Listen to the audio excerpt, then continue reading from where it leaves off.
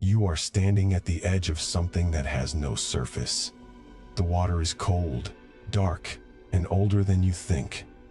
Below, in the pressure where light forgets how to travel, there are archives that were never meant to be opened. Files sealed with the quiet authority of laboratories, courtrooms, and corporate boardrooms.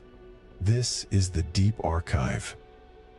We descend not for sensation, but for evidence, for the paper trail left by molecules that do not degrade, and by the men and women who chose to keep the records in locked cabinets. Tonight, we follow a white powder that fell from a sawed-open cylinder in 1938, a substance so slippery that nothing could stick to it, except, as it turned out, the entire chemical industry. It sealed the atomic bomb. It coated the frying pan. It traveled through the blood of pregnant workers, through the lungs of pet canaries, through the rain falling on Montana. Its name is Teflon. Its empire is silent, and its archives are finally open.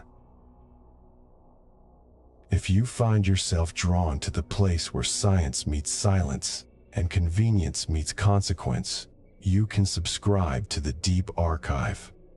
The door is not locked. The water is waiting. Now, let us begin.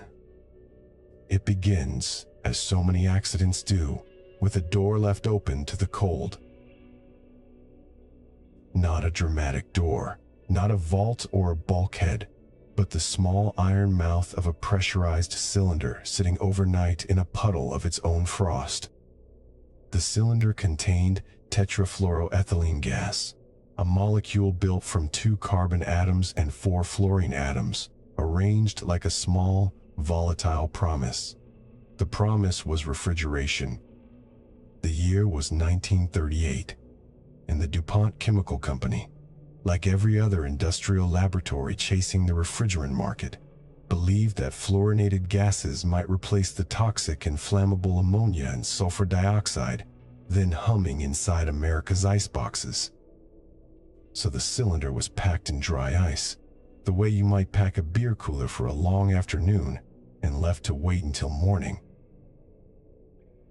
The man who would open it was named Roy Plunkett.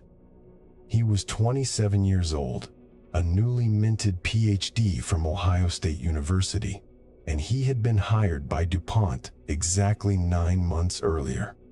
His job title was research chemist.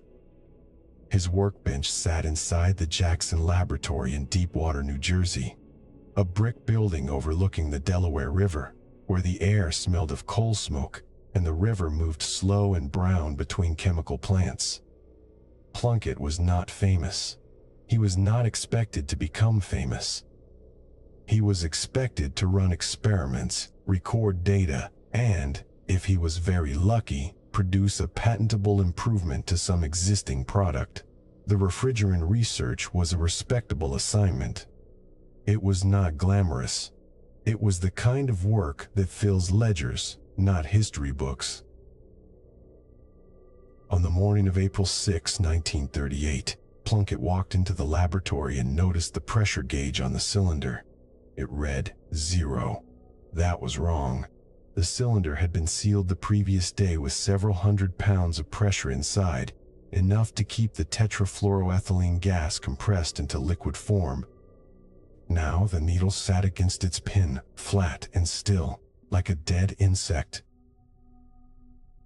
He checked the valve. It was closed. He checked the fittings. They were tight. He tapped the gauge. The needle did not move.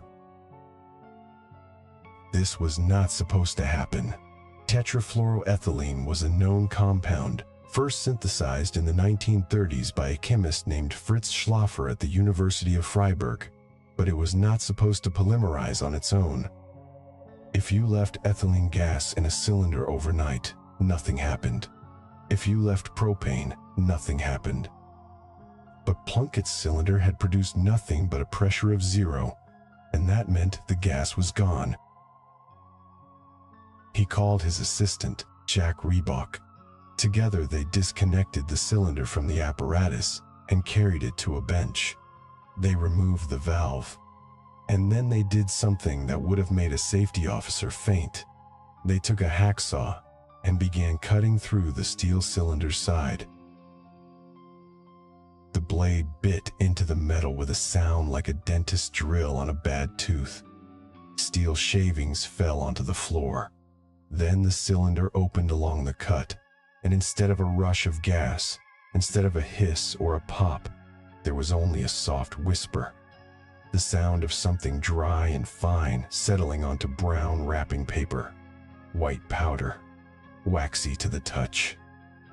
So slippery that when Plunkett tried to pick it up with a spatula, the spatula slid off. He weighed it.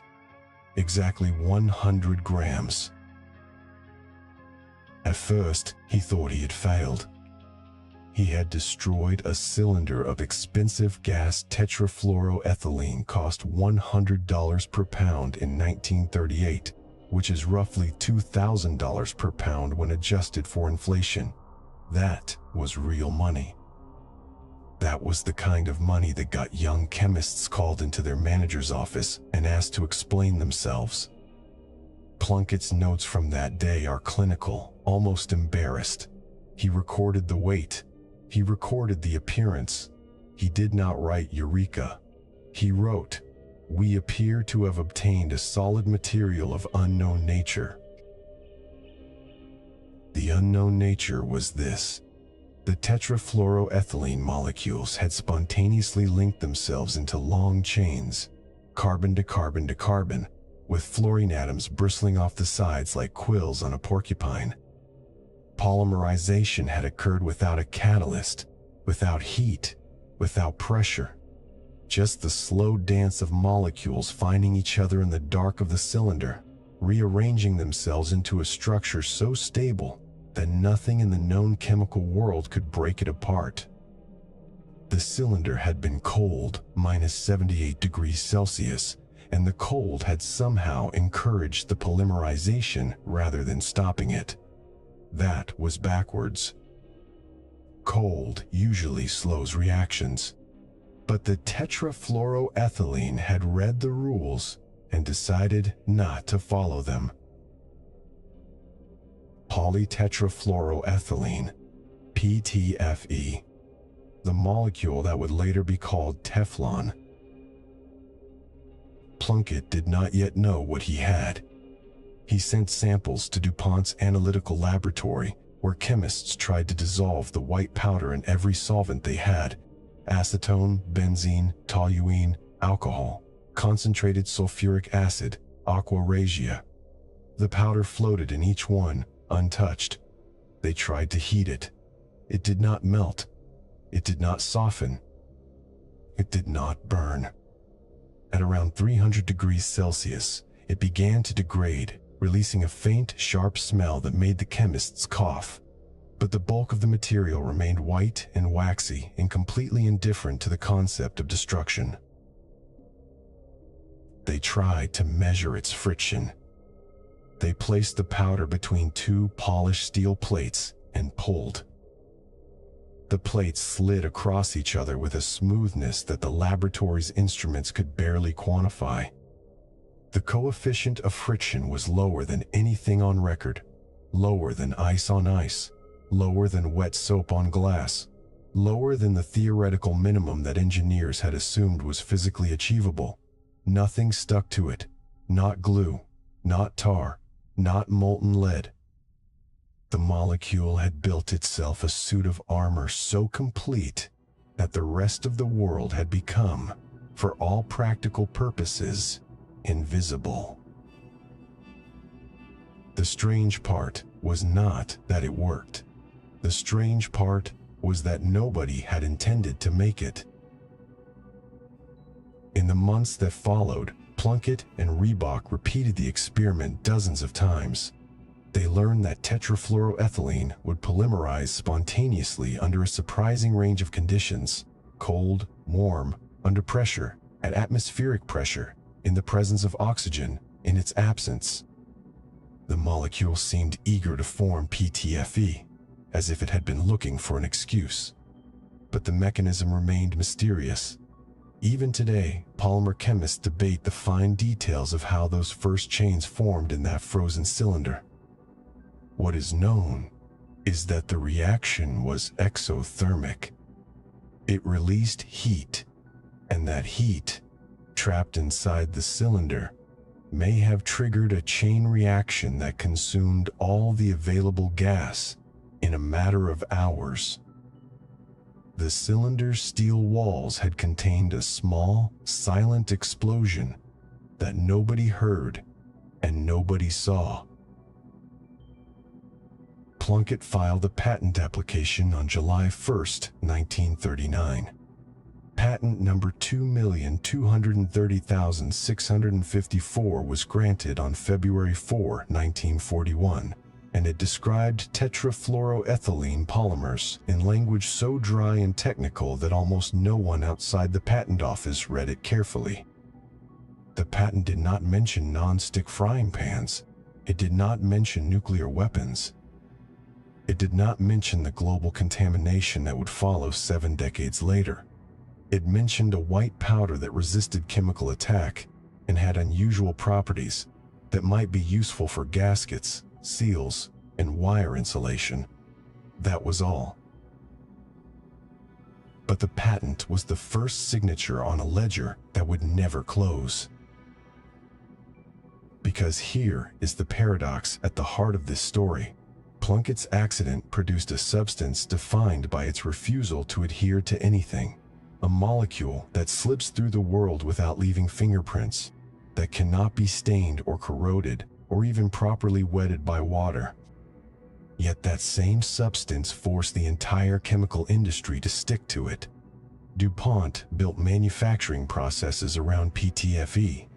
They built patents around it, profit streams, entire divisions.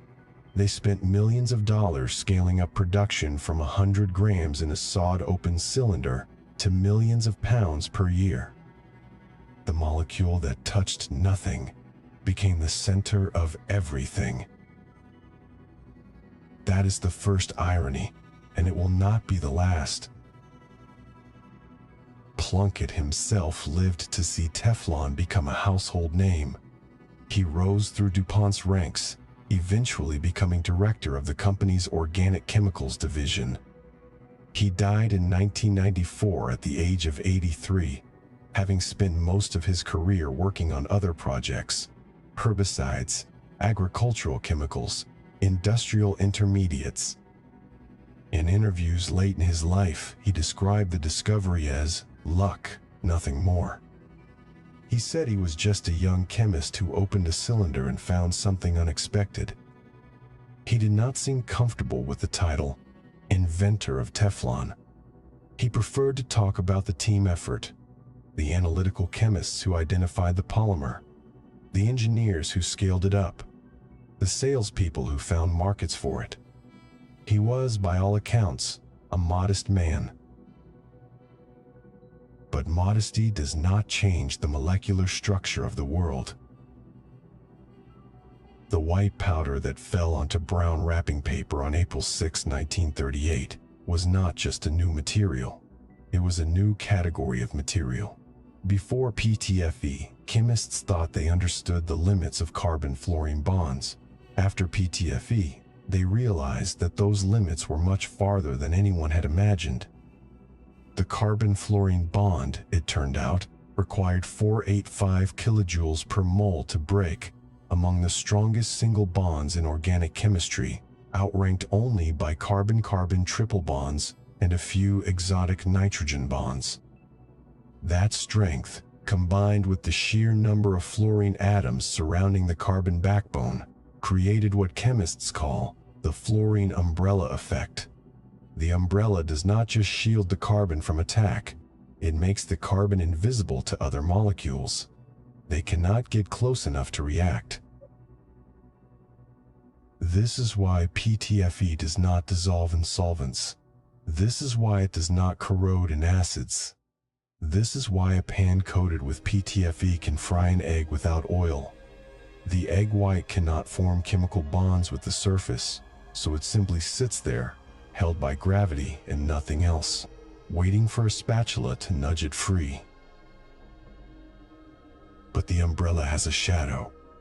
When PTFE is heated above 260 degrees Celsius, the temperature of an unattended frying pan left on a high flame, the polymer begins to break down without melting first, a property called sublimation under degradation. The umbrella collapses, and what emerges from the collapse is a cloud of fluorinated gases, including perfluoroethylene, which is 10 times more toxic than phosgene gas, the chemical weapon used in the trenches of World War I. The same armor that makes PTFE invincible becomes, at the moment of failure, a delivery system for some of the most poisonous compounds ever synthesized. But that discovery was still decades away. In 1941, when the patent was granted, PTFE was just a curiosity. DuPont did not know what to do with it. They offered samples to their industrial customers, valve manufacturers, chemical processors, wire and cable companies. But the price was too high, the production volume too low, and the material too strange. It was a solution in search of a problem. The problem arrived 3 years later, wrapped in military secrecy and carried by men who did not know the name of the substance they were about to need. But that is a story for another chapter. For now, let the image hold. A laboratory bench in Deepwater, New Jersey, a hacksaw blade still resting on steel shavings, and a small pile of white powder glowing faintly under fluorescent lights. The powder does not know that it will be used to contain uranium hexafluoride for the first atomic bombs. It does not know that it will line millions of frying pans. It does not know that its chemical relatives will be found in the blood of every person on Earth. It knows nothing. It is a molecule. It has no intentions, no morals, no memory.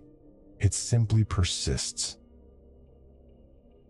And persistence, in the long archive of industrial chemistry, is the most dangerous property of all. The cylinder was cold that morning. The powder was white. The sound of the hacksaw echoed off the concrete floor and was gone. But the molecule stayed. It is still here, in the room where you are listening to this voice, in the dust on your bookshelf, in the rain falling outside your window. It has been here since before you were born, and it will be here after your grandchildren have forgotten your name. Not because anyone planned it that way, because a young chemist left a cylinder in dry ice overnight and then opened it with a saw. The silence after the cut is the silence of a door that cannot be closed. The blue glow arrives first.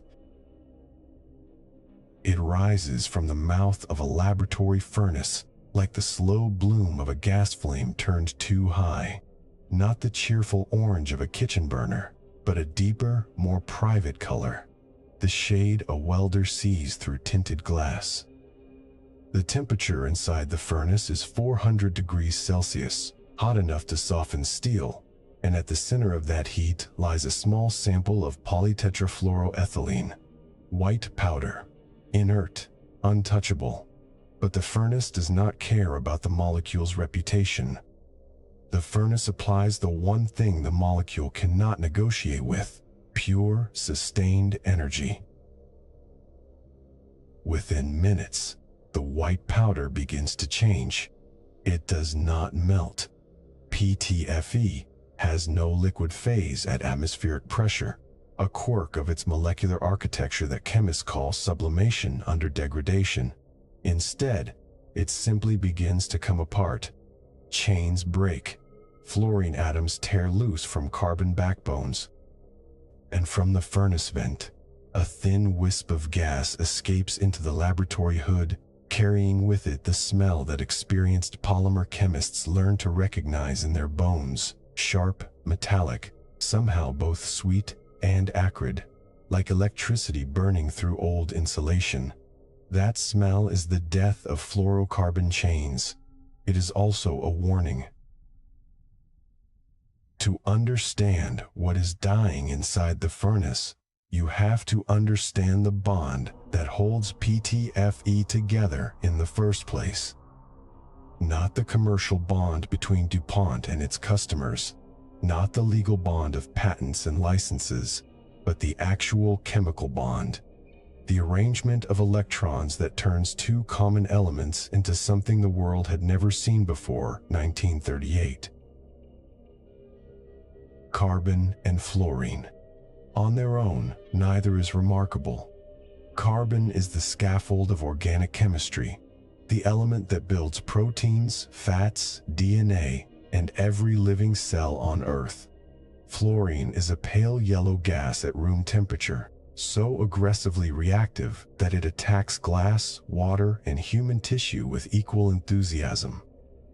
In its pure form, fluorine is one of the most dangerous substances in the laboratory. It has been called the tiger of chemistry. It will burn asbestos. It will ignite brick dust.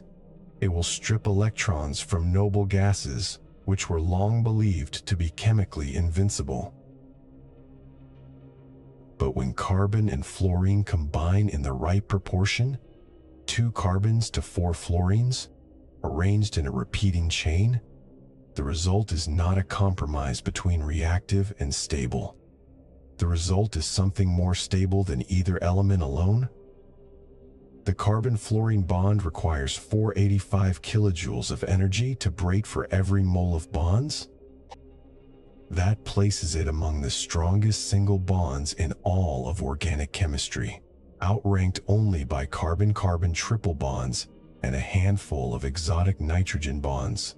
For comparison, a carbon-hydrogen bond, the workhorse bond of ordinary plastics and living tissue, requires about 413 kilojoules per mole. A carbon-oxygen bond, around 360. The carbon-fluorine bond is not just stronger, it is stronger in a different category entirely. Here is what that means in practical terms. If you wanted to break the carbon-fluorine bonds in a sample of PTFE using only heat, you would need to raise the temperature to over 500 degrees Celsius before the bonds began to fail in any significant number. If you wanted to break them using acid, you would need an acid so powerful that it would dissolve the glass container before it touched the PTFE. If you wanted to break them using enzymes, the biological tools that living organisms use to dismantle foreign molecules, you would need an enzyme that does not exist anywhere in nature, because no natural organism has ever encountered a carbon-fluorine bond before the 20th century. PTFE is not resistant to degradation. It is, for all practical purposes, immune. The secret lies not just in the bond strength, but in the architecture surrounding it. The carbon backbone of PTFE is a long chain of single-bonded carbons, each carrying 2 fluorine atoms. Those fluorines are large atoms, heavy with electrons, and they bristle outward from the carbon chain like the quills of a sea urchin. The electron cloud around each fluorine is so dense and so uniformly negative that it repels every other molecule that tries to approach. This is steric shielding, also known as the fluorine umbrella effect. The umbrella is not a metaphor for chemical protection. It is a literal description. The fluorines form a complete electrostatic barrier around the carbon backbone, blocking contact with water, oil, solvents, acids, bases, and any other molecule that might attempt to react. Nothing sticks to Teflon because nothing can get close enough to stick. The discovery of this property sent a quiet shock through the chemical community in the early 1940s. For decades, polymer chemists had assumed that the strongest possible materials would be those with the densest cross-linking, The more bonds between chains, the tougher the plastic. PTFE offered a counterintuitive alternative, a material that was strong not because of crosslinks, but because of the near-perfect passivation of its surface. It was a molecule that had learned to be untouchable. But every fortress has a weak point, and the weak point of PTFE is not the bond itself. It is the temperature at which the bond stops mattering. At 260 degrees Celsius, 500 degrees Fahrenheit, PTFE begins to degrade, not melt, not soften, but decompose directly from solid to toxic gas. The mechanism is thermal pyrolysis, and it proceeds in stages. First, the weakest bonds at the ends of the polymer chains break, releasing small fragments. Then the backbone itself begins to unzip, peeling away carbon-fluorine units in a chain reaction that accelerates as the temperature rises. By 300 degrees Celsius, the degradation products include perfluoroethylene, a gas that is 10 times more toxic than phosgene, the chemical weapon that killed thousands of soldiers in the trenches of World War I. Perfluoroethylene is not a weapon only because it is difficult to disperse in combat. In a confined space, it is a nightmare. It attacks the deepest structures of the lung, causing pulmonary edema fluid filling the air sacs, drowning the victim from the inside. The gas is odorless at low concentrations and colorless at all concentrations. By the time you smell the acrid warning of overheated PTFE, you have already been breathing perfluoroethylene for minutes. The laboratory furnace at 400 degrees Celsius produces this gas in measurable quantities. So does an empty frying pan left on a high flame. So does an overheated oven liner, a scorched non-stick baking sheet, a Teflon-coated light bulb socket that has shorted out and burned. The difference is scale. The furnace is ventilated. The kitchen is not. The paradox, then, is this. The same molecular armor that makes PTFE chemically invincible becomes, at high temperatures, a delivery system for some of the most toxic compounds ever synthesized. The shield transforms into poison precisely when it fails. And it fails at a temperature that is not difficult to reach. A typical electric stovetop can exceed 350 degrees Celsius on its highest setting. An empty pan preheating for 2 minutes will cross the 260-degree threshold easily. The pan does not glow. It does not smoke. It simply sits there, quietly shedding a cloud of gases that can kill a small bird in 15 minutes and leave a human coughing for days. There is a name for this condition: polymer fume fever. It is recognized by industrial hygienists and avian veterinarians, but not by most home cooks. The symptoms in humans include chills, fever, muscle aches, and a dry cough that can persist for a week. The condition is usually self-limiting. You recover, you air out the kitchen, you forget about it. But the mechanism is not well understood, and no one knows how many subclinical exposures occur every day in the millions of kitchens that contain non-stick cookware. What is known is that DuPont's internal toxicity studies, conducted between 1955 and 1970, documented the effects of overheated PTFE on laboratory animals with clinical precision. Birds died within 15 minutes at concentrations of pyrolysis products that were below human detection thresholds. Rats developed pulmonary edema, hemorrhagic lungs, and in some cases, death. The company's 1959 technical bulletin to cookware manufacturers contained a single buried sentence advising against overheating empty pans. That was the extent of the warning for 38 years. But the bond itself does not care about warnings. It does not care about lawsuits or regulations or the distinction between a frying pan and a nuclear centrifuge. The bond is a physical fact. It exists because carbon and fluorine are what they are, because electrons arrange themselves in the lowest possible energy state, because the universe has rules that do not negotiate. The molecule that Roy Plunkett accidentally created in 1938 is not good or bad. It is simply persistent. And persistence, in the long ledger of industrial chemistry, is the most morally neutral property of all. The laboratory furnace cools slowly.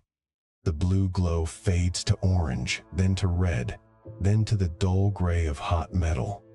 The acrid smell lingers in the hood, drawn upward by the fans and exhausted into the New Jersey air, where it disperses into a million other industrial odors. The PTFE sample inside the furnace is gone, converted to gas, vented, diluted.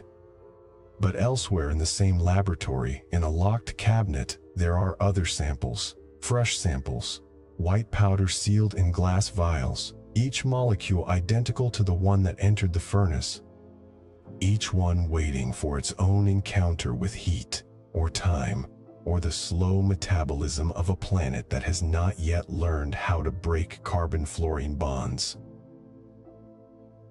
The strange part is not that the molecule is dangerous. The strange part is that the danger is a direct consequence of the same property that makes the molecule useful. You cannot have the non-stick pan without the toxic gas. You cannot have the invincible seal without the persistent contamination. The strength of the bond is both gift and curse, written in the same chemical ledger, signed with the same electron configuration. And this is where the story of PTFE begins to acquire its noir tone, not because the molecule is villainous, but because the choices made around it have been so consistently human. The choice to scale up production before understanding the toxicology. The choice to market cookware without warnings. The choice to replace one fluorinated compound with another, slightly different fluorinated compound, whose long-term effects are still unknown. The bond remains. The persistence remains. Only the names change. The blue glow of the furnace is out now. The acrid smell is gone.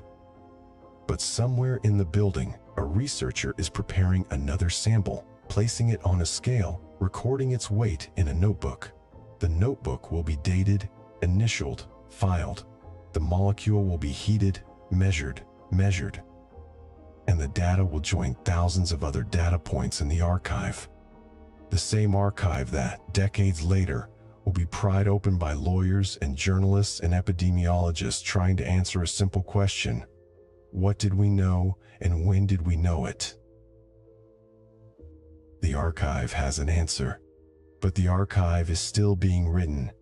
Every Teflon pan manufactured today still contains the same carbon-fluorine bonds that Plunkett first saw in 1938. Every non-stick surface still carries the same paradox, usefulness and danger, welded together at the molecular level, inseparable by any known technology. The furnace door opens. The blue glow returns. And the acrid smell, the smell of fluorocarbon chains dying, drifts up through the hood, out the vent, and into the night air over New Jersey, where it joins the silent, invisible plume of molecules that have been circling the planet since the first cylinder was opened with a hacksaw. The bond that cannot break binds the molecule together. But it also binds us to the molecule, in a relationship that neither party consented to and neither party can easily end. That is not chemistry. That is history. And history, unlike the carbon-fluorine bond, does not pretend to be indifferent. The hiss never stops.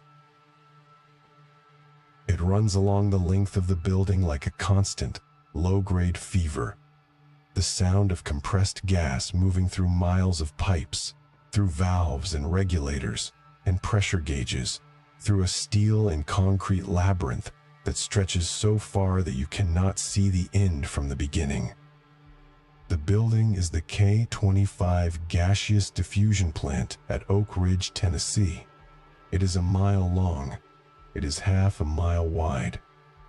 It contains exactly 2,526 steel cells, each one holding a porous barrier membrane, and every cell requires a steady flow of uranium hexafluoride gas, a compound so aggressively reactive that it will eat through glass, attack most metals, and hydrolyze on contact with water vapor into hydrogen fluoride and uranium oxyfluoride. The hydrogen fluoride is corrosive enough to dissolve human tissue. The uranium oxyfluoride is radioactive and toxic. Neither is something you want leaking into the air you breathe. So every valve, every gasket, every seal in the K-25 plant must be made of something that uranium hexafluoride cannot touch. Something that will not corrode, will not swell, will not crack under pressure. Something that will sit between the gas and the outside world and simply refuse to react. In 1942, there was only one material that fit the description. It was white, waxy, and slippery.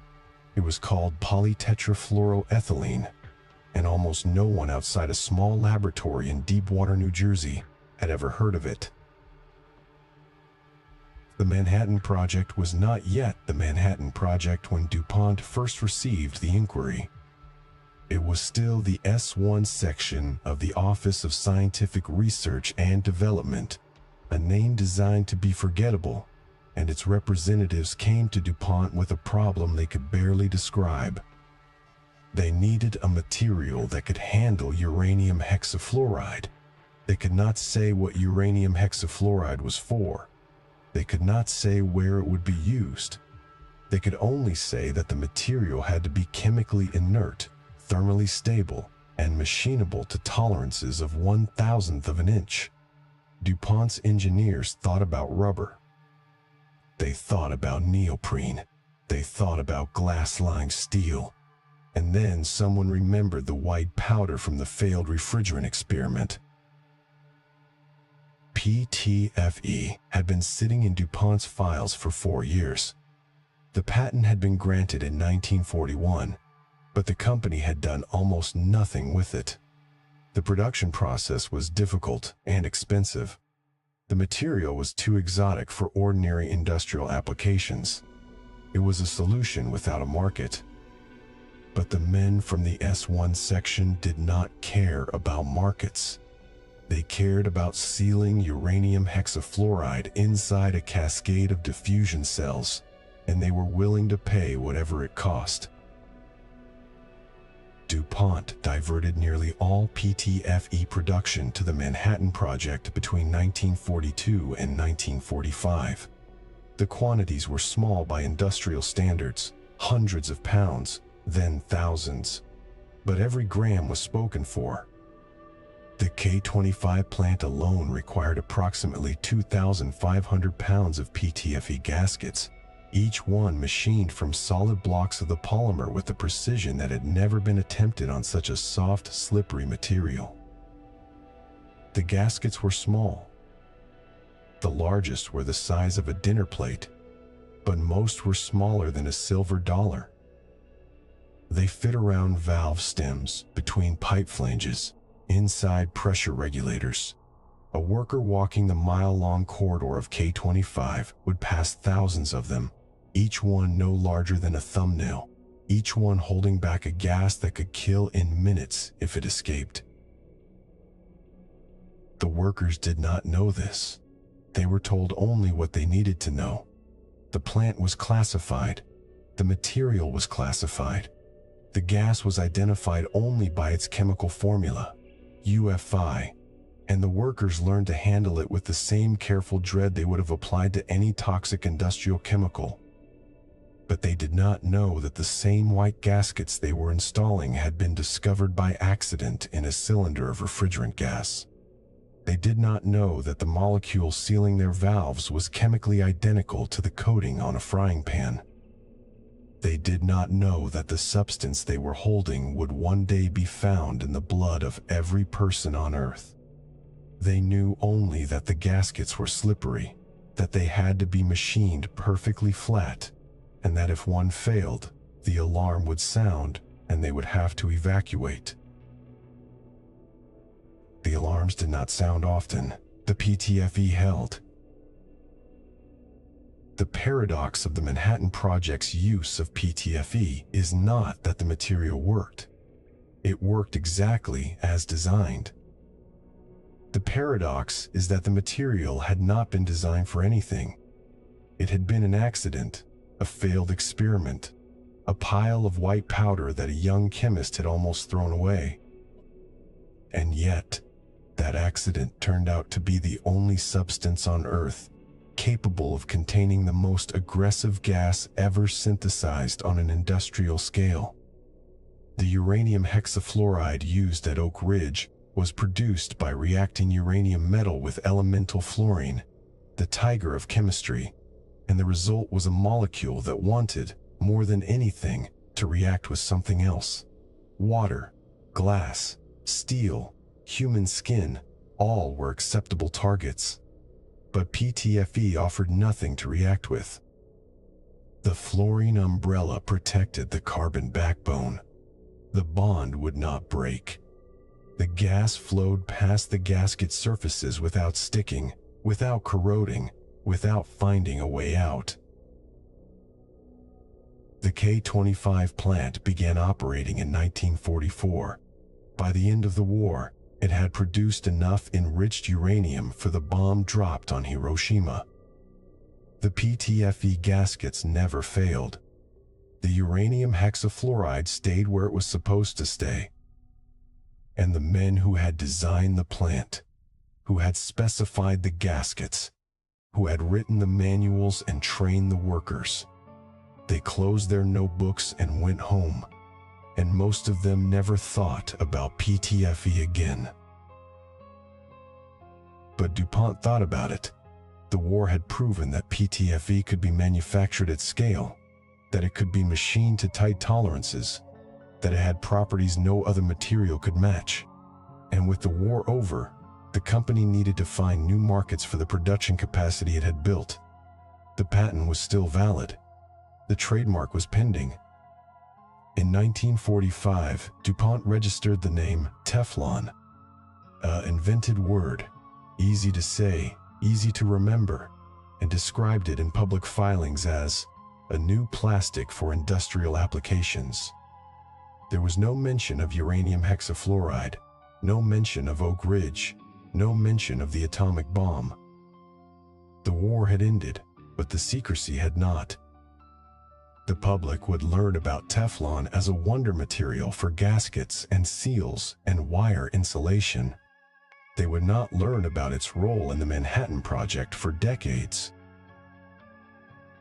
The K-25 plant itself remained classified long after the war.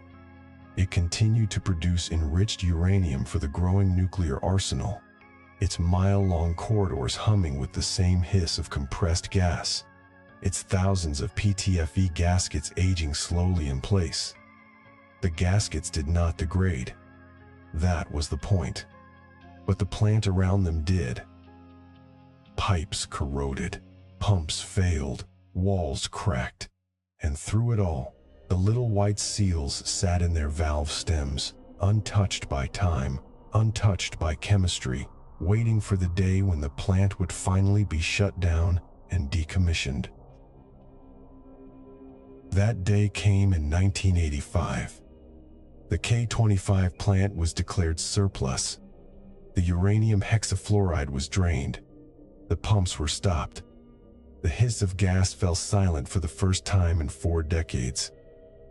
And then began the slow, expensive, impossible process of cleaning up the contamination left behind. Not from the PTFE gaskets. Those were still intact, still perfect, still chemically identical to the day they were machined.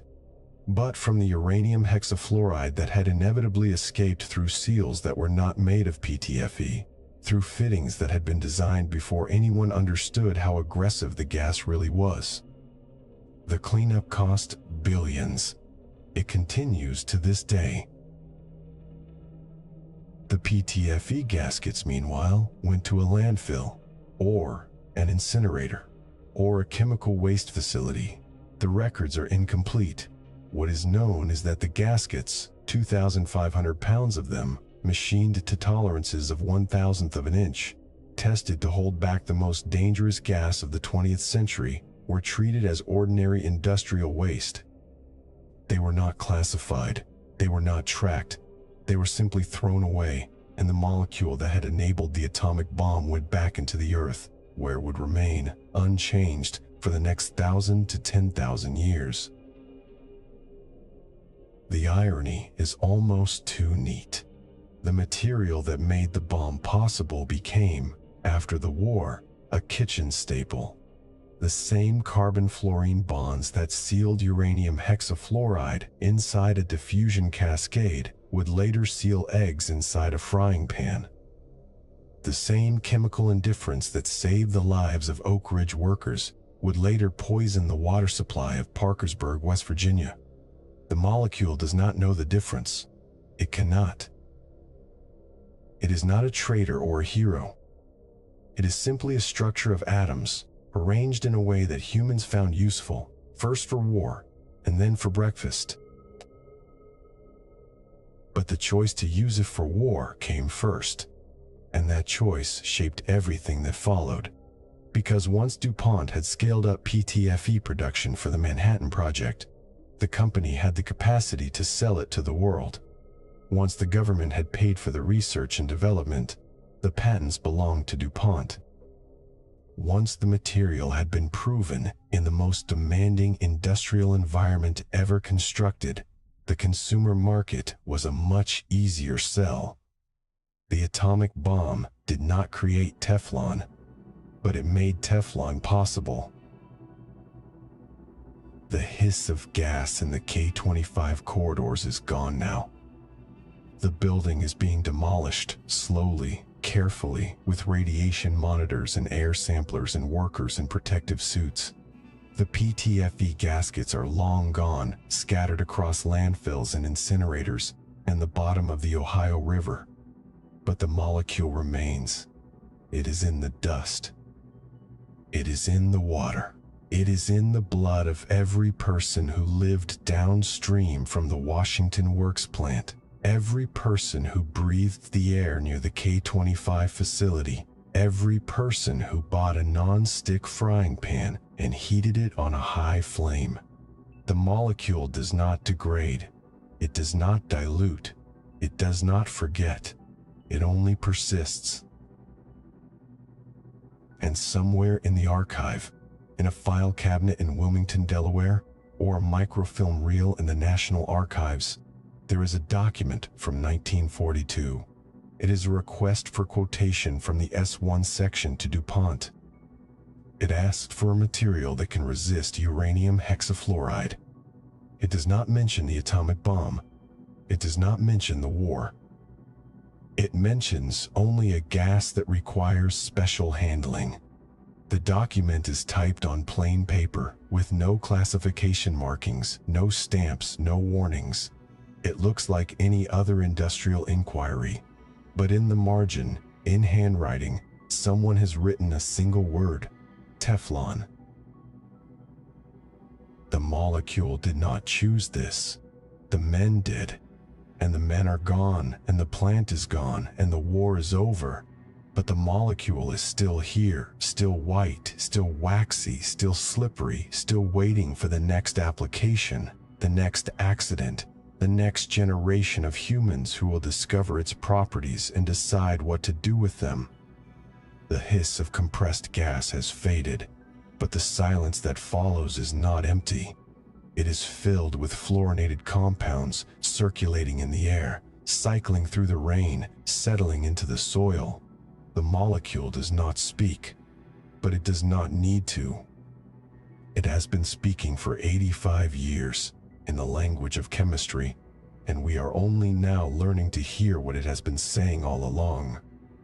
The butter landed in the pan and spoke. Not in words, but in a language older than any human tongue.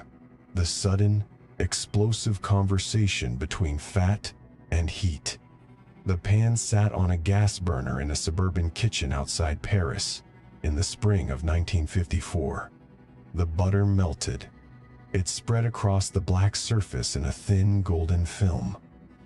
And then the man holding the pan did something that no cook had ever done before. He tilted the pan, let the butter run to the edge, and cracked an egg into the center. The egg did not stick. It slid. It moved across the surface with the slow, elegant drift of a skater on fresh ice. The man was Marc Gregoire, a French engineer by training and a fisherman by obsession. The woman watching him, silent and intent, was his wife, Colette. She had been the one to suggest this experiment. She had watched him coat his fishing tackle with a strange white powder, a substance he had learned about through a contact at a chemical company, a material that prevented tangled fishing lines and kept bait from clinging to hooks. She had seen how nothing stuck to it. And she had looked at her worn aluminum frying pans, scarred with the residue of 1,000 meals, and asked a question so simple that it now seems inevitable. Why not try it on a pan? Mark had been skeptical. The coating was fragile. It required careful application, high temperatures, a bonding process that had never been attempted on cookware. But Colette was persistent, and the kitchen was her domain, and he was, by his own admission, not a man who argued with his wife about frying pans. So, he took a sheet of aluminum, cleaned it, roughened it with acid, dusted it with the powder, and heated it until the white particles melted into a thin, translucent film. Then he bolted a handle onto the metal and handed the result to Colette. She fried an egg. The egg released without resistance, sliding onto the plate as if it had never been introduced to the concept of friction. She looked at Mark. Mark looked at the pan.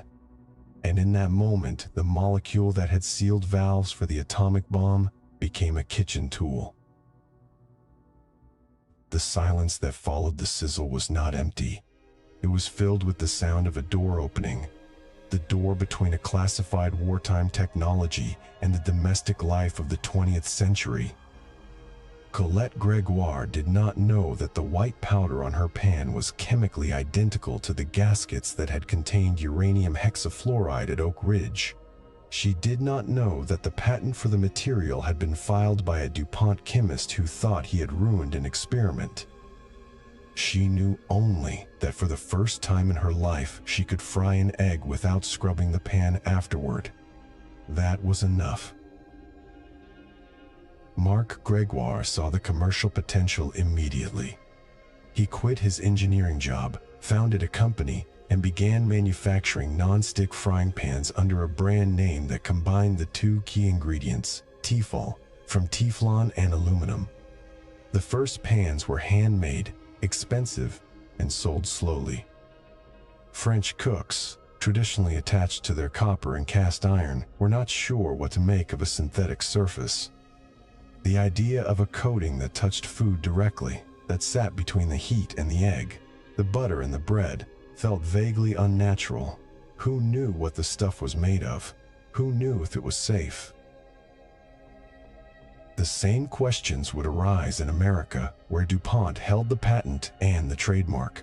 In 1956, DuPont executives gathered to discuss the possibility of marketing Teflon-coated cookware to consumers. Their answer was no. They believed the public would not trust a synthetic coating on food surfaces. They believed the liability risks were too high. They believed that Teflon should remain an industrial product, sold to engineers and manufacturers who understood its properties and limitations. The idea of putting it in every kitchen seemed, to the executives in Wilmington, reckless and unwise. Then they saw the omelet. The demonstration took place at a trade show, though the exact location is poorly recorded. A DuPont representative, some accounts say it was a salesman named Tom Connolly, others say it was a company chemist, placed a Teflon-coated pan on a hot plate, heated it, and cracked an egg. The egg sizzled. The egg set. And then the representative tilted the pan, and the entire omelet slid out onto a plate in one perfect, unbroken piece. No butter, no oil, no residue. The audience, a room full of skeptical industrial buyers, fell silent. Then they applauded. The DuPont executives, watching from the back of the room, revised their position. By 1961, Teflon-coated cookware was on sale in the United States. By 1969, annual sales had reached 45 million units. The growth curve was nearly vertical, a hockey stick of consumer desire, driven by television advertisements that showed eggs sliding across shimmering black surfaces, set to jingles that promised freedom from scrubbing and stuck-on food. The ads did not mention uranium hexafluoride. They did not mention the Manhattan Project. They did not mention the carbon-fluorine bond or the fluorine umbrella effect. They mentioned convenience. They mentioned ease. They mentioned the simple, almost magical pleasure of watching an egg refuse to cling to the pan. The molecule that had been born in a frozen cylinder and raised in a classified weapons plant had finally found its true calling. It was going to make breakfast. The transformation was so complete, so seamless, that it almost worked. Almost. But the molecular structure does not change just because the application changes. The same properties that made PTFE perfect for nuclear centrifuges, chemical inertness, thermal stability, the refusal to bond with anything, also made it perfect for frying pans. And the same properties that would later prove dangerous, the persistence, the bioaccumulation, the toxic degradation products, were present from the start, hidden beneath the shimmering black surface of every non-stick pan sold in the 1960s. The irony is that the consumer revolution was enabled by the same industrial scale-up that the Manhattan Project had funded. Without the wartime demand for PTFE gaskets, DuPont would never have built the production capacity to manufacture Teflon at commercial prices. Without the classified research into fluorinated compounds, the bonding process that Marc Gregoire used to attach PTFE to aluminum might never have been developed. The frying pan revolution was, in a very real sense, a byproduct of the atomic age. The same supply chains that fed the K-25 plant fed the Tefal factory. The same chemists who had calculated the tolerances for uranium hexafluoride seals advised the engineers who designed non-stick coatings. The molecule did not switch sides. It simply acquired a second uniform. And the public never knew. In the 1960s, if you bought a Teflon frying pan, you were not told that the coating had been developed in the same laboratory that had helped build the bomb. You were not told that the manufacturing process involved perfluorooctanoic acid, a chemical that would later be found in the blood of 99% of Americans. You were told that the pan was easy to clean, that it required less oil, that it would change the way you cooked. And all of that was true. The convenience was real. The ease was real. The omelet really did slide onto the plate without sticking. The lie was not in the performance. The lie was in the silence around what the performance cost. Colette Gregoire lived to see her husband's invention become a global phenomenon. She died in 2006 at the age of 93, having spent most of her life as the quiet partner in a revolution she had helped start. In interviews late in her life, she recalled the first omelet with a mixture of pride and bewilderment. She had not known, she said, that the white powder on the pan would one day be found in polar bears. She had not known that the frying pan she had asked her husband to make would become a symbol of modernity, then a target of environmentalists, then a piece of evidence in a class action lawsuit. She had just wanted an egg that would not stick. That was all. The sizzle of butter in a Teflon pan in 1954 was a small, private sound. It did not echo through history. It did not cause anyone to stop and think about the nature of progress or the cost of convenience. It was just breakfast.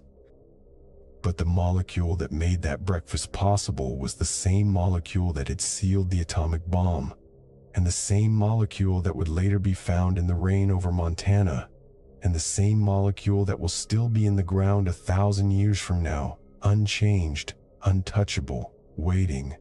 The pan is gone. The butter is gone. The omelette is gone, but the bond remains.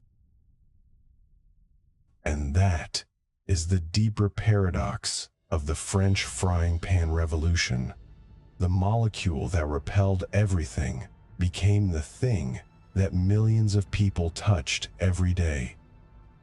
The substance that had been designed to contain the most dangerous materials on Earth was now touching eggs and butter and bread, sliding across breakfast tables, being scraped by metal spatulas, and scoured by abrasive pads, and heated to temperatures that caused it to degrade into toxic gases. The same molecular armor that made it invincible made it invisible. Invisible to regulators, invisible to consumers, invisible to the cooks who trusted it without knowing what it was. The surface was perfect. The surface was silent. And the surface was hiding a history that no one had asked to see. Television commercials in the 1960s showed eggs sliding across Teflon pans in slow motion. The eggs did not stick. The pans did not stain. The cooks smiled. The jingles played. And in the background, in the chemical plants where the coating was made, the processing aids were flowing into rivers and settling into soil and entering the bloodstreams of workers who would not learn the truth for another 40 years. The convenience was real. The cost was invisible. That is the way the empire works. Marc Gregoire sold his company in the 1960s. Tefal became a global brand, then a subsidiary of a larger corporation, then a division of a division. The original pans are now collector's items, displayed in museums of industrial design. Colette's first omelet pan is preserved somewhere, though no one is quite sure where. The molecule itself, of course, is everywhere. It is in the non-stick pans still being sold today. It is in the dust on your kitchen counter. It is in the air you are breathing as you listen to this voice. The sizzle of butter in 1954 was a beginning. We are still living inside its echo. The strange part is not that the molecule is dangerous. The strange part is that it took us so long to ask. Decades passed between the first non-stick pan and the first warning label. Decades passed between the first internal DuPont toxicity study and the first consumer lawsuit. The molecule did not hide itself. It was right there, on the surface, black and smooth and perfect. But we were not looking at it. We were looking at the egg. And the egg slid, and we smiled, and we turned the heat up, and we wondered why the canary had stopped singing. The French frying pan revolution brought Teflon into the home. It made the molecule intimate. It made it ordinary. And in doing so, it set the stage for everything that followed. The poisoned water, the contaminated blood, the lawsuits, the regulations. the slow, reluctant recognition that the material we trusted had been keeping secrets. Not because it was evil, because it was inert. And we mistook inert for safe. Colette Gregoire's omelette, sliding onto a plate in a suburban Paris kitchen, seemed like a miracle. It was a miracle.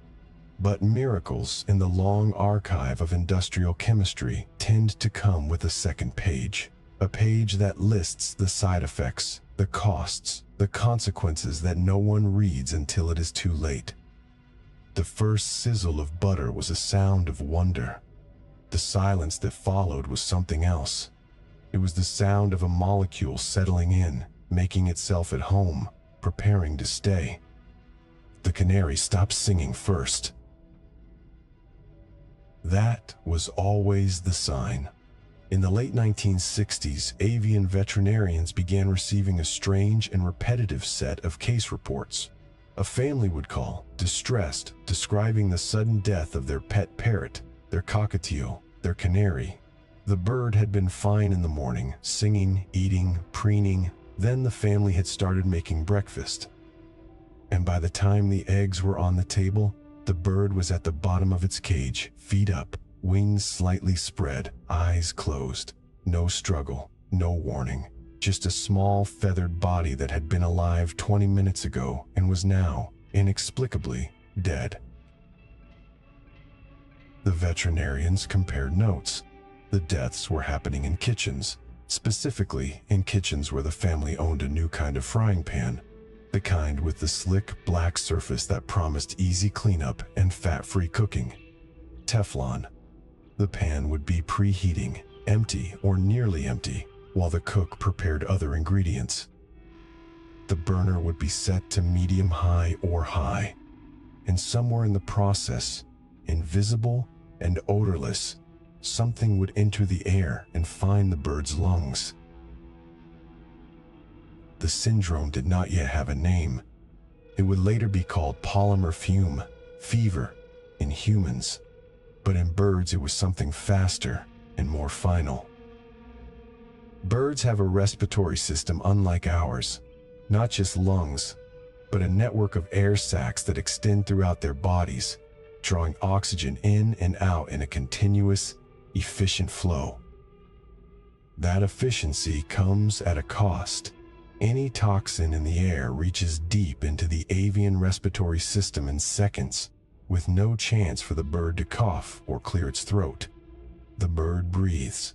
The toxin absorbs. The bird falls. What the veterinarians did not know in the late 1960s was that DuPont already had the answer. The company had been running toxicity studies on PTFE since 1955, just 1 year after Marc Gregoire's first non-stick pan, and 5 years before Teflon cookware would reach the American market. The studies were methodical, clinical, and damning. DuPont's chemists and toxicologists placed birds in chambers, heated PTFE-coated surfaces to various temperatures, and measured the results. The results were consistent.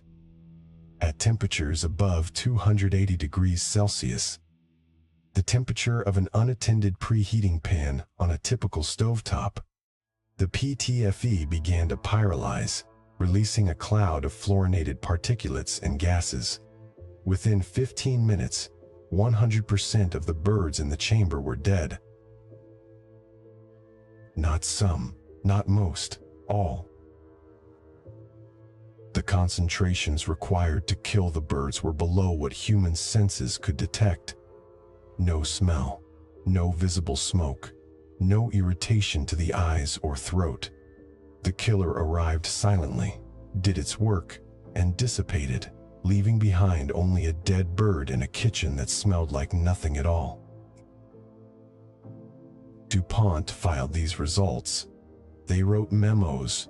They shared the data internally among the toxicology department, the legal department, the product development team, and in 1959, they issued a technical bulletin to the cookware manufacturers who were buying Teflon coatings from DuPont. The bulletin was dense and technical, filled with specifications for application temperatures, curing times, adhesion tests. Buried somewhere in the middle, a single sentence, easy to miss, easier to ignore, was an advisory: do not overheat empty pans. That was it. No warning labels for consumers, no public announcement, no mention of birds or the specific temperature at which the danger began, or the fact that the invisible gas could kill a pet in minutes. Just a sentence in a technical bulletin addressed to manufacturers, advising them to tell their customers, somehow, indirectly, not to leave the pan on the burner with nothing in it. Manufacturers did not pass the warning along. Why would they? The pans were selling. The non-stick surface was a miracle. The last thing any cookware company wanted was to put a label on their product warning that it might kill your canary. So the warning stayed in the technical bulletins, and the technical bulletins stayed in factory files, and the birds kept dying. By the early 1970s, the pattern was undeniable. Avian veterinarians had given the syndrome a name: Teflon toxicosis, or polymer fume fever in birds. The literature began to accumulate. Case studies appeared in veterinary journals, documenting the same sequence over and over: overheated non-stick pan, dead bird within minutes, no other identifiable cause. Some veterinarians began warning their clients directly, advising them to keep birds out of the kitchen entirely, or to replace non-stick cookware with stainless steel or cast iron. The advice spread slowly, through word of mouth, through the close-knit community of bird owners who had learned the hard way that their pets were canaries in a literal sense, sentinels of a danger that humans could not sense. But DuPont did not change its practices. The company continued to manufacture Teflon coatings for cookware. It continued to issue technical bulletins that buried the warning in dense text. It did not put warning labels on the pans. It did not run advertisements advising consumers to preheat with oil or butter, or to avoid high heat. And when consumers called DuPont's customer service line to report dead birds, the company's representatives were trained to express sympathy and to say nothing about the decades of internal testing that had already documented the problem. The gap between what DuPont knew and what consumers were told is measured in decades. The first internal bird studies were completed in the 1950s. The first consumer warning labels appeared in 1997. 38 years. That is not a delay. That is a decision. To understand why the decision was possible, you have to understand the nature of the danger itself. The gases released by overheated PTFE are not dramatic. They do not cause immediate symptoms in humans at the concentrations produced by a single overheated pan.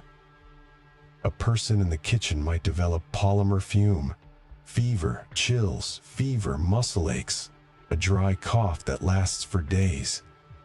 But most people attribute those symptoms to a passing flu, not to the omelet they made that morning. The bird dies because its respiratory system is exquisitely sensitive, because its body is small, because evolution did not prepare it for carbon-fluorine bonds breaking at 300 degrees Celsius. The human cooks feel nothing, they smell nothing, they see nothing, so they assume that nothing happened. That is the quiet horror of the bird that fell from the kitchen sky. Not that the death is violent, it is, in its way, very quiet. Not that the cause is mysterious, the science has been clear for decades. The horror is that the warning signs exist only for the most vulnerable, and the most vulnerable cannot speak. The canary stops singing. The parrot falls from its perch. The cockatiel lies still at the bottom of the cage. and the human owner, staring at the pan, notices only that the morning seems strangely quiet. DuPont's internal documents from this period are a study in institutional patience. The company knew. It had always known. The 1959 Technical Bulletin was not the only warning. There were memos, meeting minutes, internal correspondence. In 1970, a DuPont toxicologist wrote a report summarizing the bird studies and recommending that the company consider appropriate labeling for consumer products. The recommendation was noted. It was not acted upon. In 1980, another memo, another recommendation. In 1990, a third. Each time, the legal department and the marketing department and the product safety department reviewed the data, weighed the risks, and decided that the probability of consumer lawsuits was low, the probability of regulatory action was lower, and the cost of adding warning labels and lost sales and public anxiety and the erosion of the Teflon brand was too high, so the warning stayed in the files, and the birds kept dying. It is difficult to estimate how many birds died during those 38 years.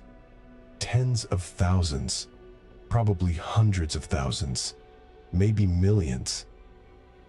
The veterinary literature is full of case reports, but most bird deaths are never reported to a veterinarian, let alone published in a journal. A family comes home, finds the bird dead, assumes it was old or sick, buries it in the backyard, and buys a new pan the following week. The connection is never made. The silence is complete. The paradox is almost unbearable in its neatness. The non-stick pan required heat to function. That was its entire purpose, to transfer heat from the burner to the food without the food sticking. But the same heat, applied at the wrong temperature or for too long, created invisible death for the most sensitive creatures sharing human homes. The pan was designed for convenience. The convenience required temperature. The temperature created poison, and the information about that poison lived for decades inside DuPont's files, accessible to anyone who knew where to look, invisible to everyone else. The canary in the coal mine is a metaphor for a reason. Miners used to carry canaries into tunnels because the birds would die from carbon monoxide long before the levels became dangerous to humans. The canary was a sentinel, a sacrifice, a living alarm system. In the kitchens of the 1960s, 70s, and 80s, the birds played the same role, alerting their owners to a danger that the owners could not perceive. But the miners knew what the dead canary meant. The cooks did not. They saw a dead bird and thought, old age, disease, bad luck. They did not think the non-stick pan, because no one had told them to think that. The first warning labels finally appeared in 1997, after decades of pressure from avian veterinarians, bird owners, and a handful of journalists who had dug into DuPont's internal documents. The labels were careful, legalistic, designed to protect the company from liability while staying within the bounds of regulatory requirements. They advised consumers not to overheat empty pans. They did not mention birds. They did not mention polymer fume fever. They did not mention the studies from 1955 that had killed 100% of the test birds within 15 minutes.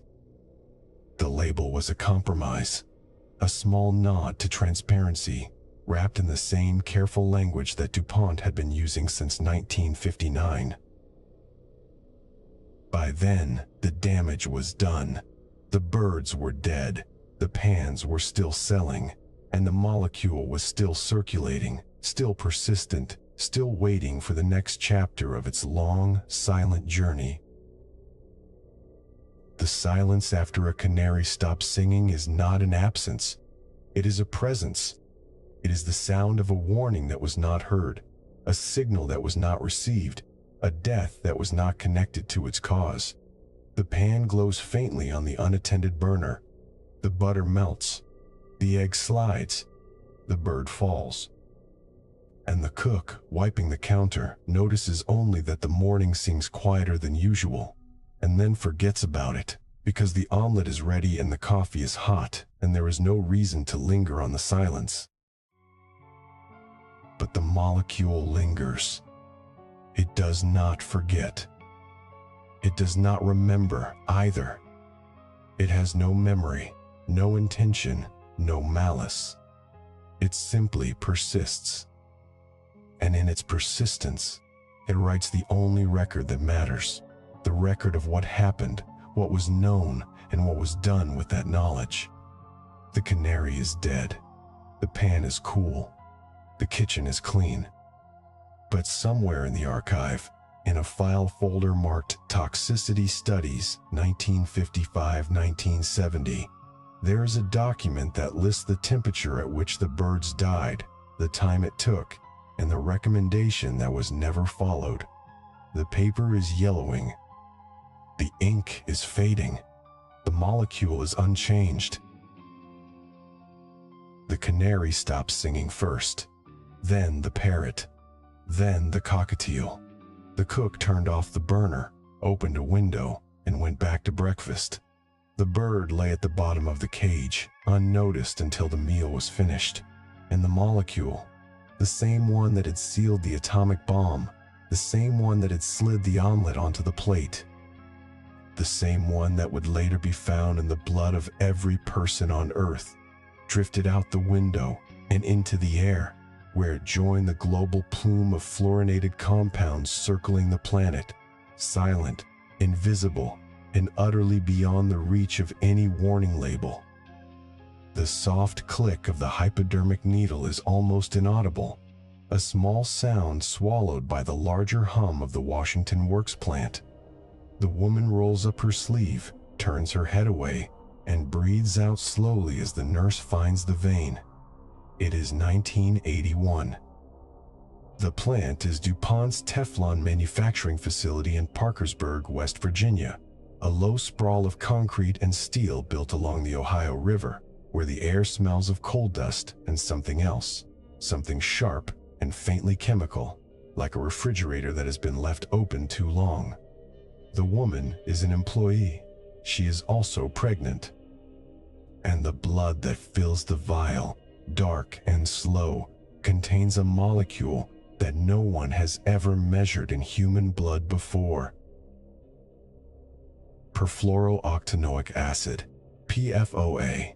The name is a mouthful of chemistry. Per meaning fully saturated, fluoro for fluorine, octanoic for the 8-carbon chain, acid for the carboxyl group at the end. In the plant, the workers call it C8, shorthand for the 8 carbons. They know it as a processing aid, a surfactant added to the chemical bath that helps PTFE particles stay suspended in water during manufacturing. Without C8, the Teflon production line would grind to a halt. The molecule is essential. It is also, as the blood tests will soon reveal, everywhere. DuPont did not start testing its employees' blood out of altruism. The company had been monitoring workplace exposures for years, tracking airborne dust and chemical residues, but the decision to test pregnant workers came from a different place: fear. In 1978, 3 years before the first blood draw, DuPont's own toxicology studies had shown that PFOA caused testicular and pancreatic tumors in rats. The results were clear enough to file, clear enough to discuss in internal meetings, clear enough to keep from the public. But the rat studies raised a question that the company could not ignore. If PFOA caused cancer in animals, what was it doing to the women who breathed it every day? So the blood tests began. The first samples came from female employees at Washington Works, chosen because their jobs involved direct contact with C8. The results were not ambiguous. All 3 of the pregnant workers tested had PFOA circulating in their blood at concentrations higher than any known industrial chemical exposure at the time. The numbers were measured in parts per million, a unit that sounds small until you understand that most synthetic chemicals are measured in parts per billion or trillion. Parts per million meant milligrams per liter. It meant that the molecule was not a trace contaminant. It was a significant presence. The company's medical department filed the results. Then they did something stranger. They tested the umbilical cord blood of a baby born to one of the workers. The sample was taken in 1982, immediately after delivery, from the cord that had connected mother to child for 9 months. The analysis showed PFOA at 0.3 parts per million. The molecule had crossed the placental barrier. It had moved from maternal blood to fetal circulation, passing through the membrane that is supposed to protect the developing child from foreign chemicals. The baby had been exposed before its first breath. DuPont did not report this finding to regulators. They did not report it to the affected families. They did not publish it in a medical journal or issue a warning to other employees.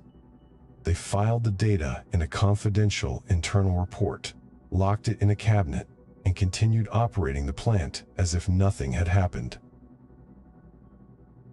To understand why, you have to understand the molecule itself. PFOA is not like most industrial chemicals. It does not break down in the liver. It does not get excreted in urine or feces. It does not dissolve in fat, where the body can sequester it away from vital organs.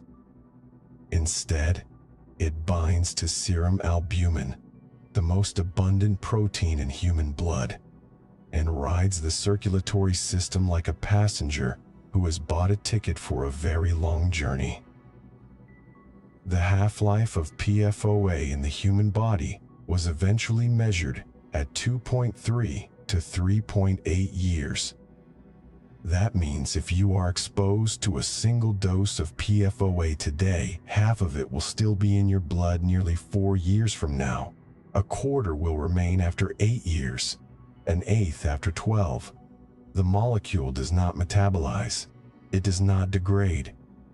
It simply circulates, bound to protein, passing through the kidneys and the liver without stopping, because the kidneys and the liver have no mechanism for recognizing a carbon-fluorine bond. The half-life of PFOA is among the longest of any synthetic chemical not stored in fat tissue. For comparison, the half-life of DDT in human blood is measured in months. The half-life of PCBs is measured in years, but those compounds accumulate in fat, where they are at least partially sequestered. PFOA stays in the blood, the most active, most mobile compartment of the body. It goes where the blood goes. It visits every organ. It circulates through the placenta and into the fetus. It passes into breast milk, where it binds to proteins and is ingested by nursing infants. It does not ask permission. It does not announce itself. It simply persists. The women whose blood was drawn in 1981 did not know any of this. They were told the blood tests were routine, part of a workplace health monitoring program. They were not told that their levels were unprecedented. They were not told that their unborn children were already carrying the molecule. They were not told that the half-life of PFOA would keep the chemical in their bodies for more than a decade, long after they had stopped working at Washington Works, long after their children had started school, long after DuPont had replaced their jobs with automation. They signed consent forms that did not mention C8 by name. They rolled down their sleeves, thanked the nurse, and went back to work. The technician who labeled the blood samples followed a strict protocol. Each vial received a number, a date, a patient code. No space on the label mentioned PFOA, because the label was not for the patient, It was for the laboratory. The patient would receive a summary of results. Eventually, but the summary would be vague, reassuring, designed to comply with the letter of medical ethics without violating the spirit of corporate confidentiality. The pregnant woman whose umbilical cord blood contained 0.3 parts per million of a carcinogenic surfactant was told that her test results were normal. She had no reason to doubt. The doctor who signed the report had been hired by DuPont. The story of PFOA in human blood is not a story of acute poisoning. There were no dramatic symptoms, no seizures, no hemorrhages, no collapsed workers gasping on the factory floor. The molecule does not work that way. It works slowly, invisibly, accumulating over years, exerting its effects through mechanisms that are still not fully understood. It may disrupt hormone signaling. It may alter lipid metabolism. It may induce oxidative stress in cells that are already vulnerable.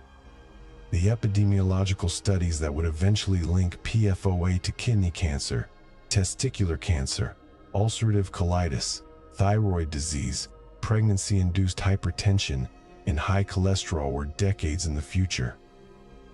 In 1981, the women who gave blood at Washington Works had only a vague sense that something was wrong.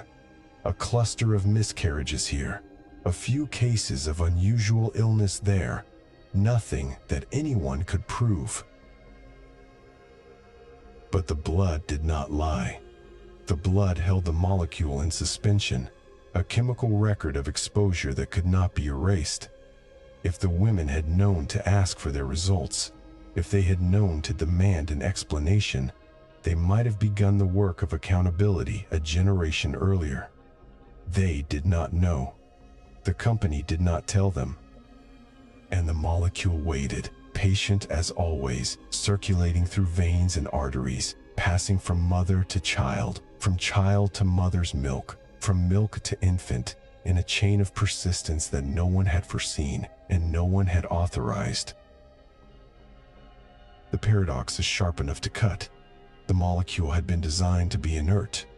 That was its selling point, its raison d'etre, the property that made it useful for frying pans and nuclear centrifuges alike.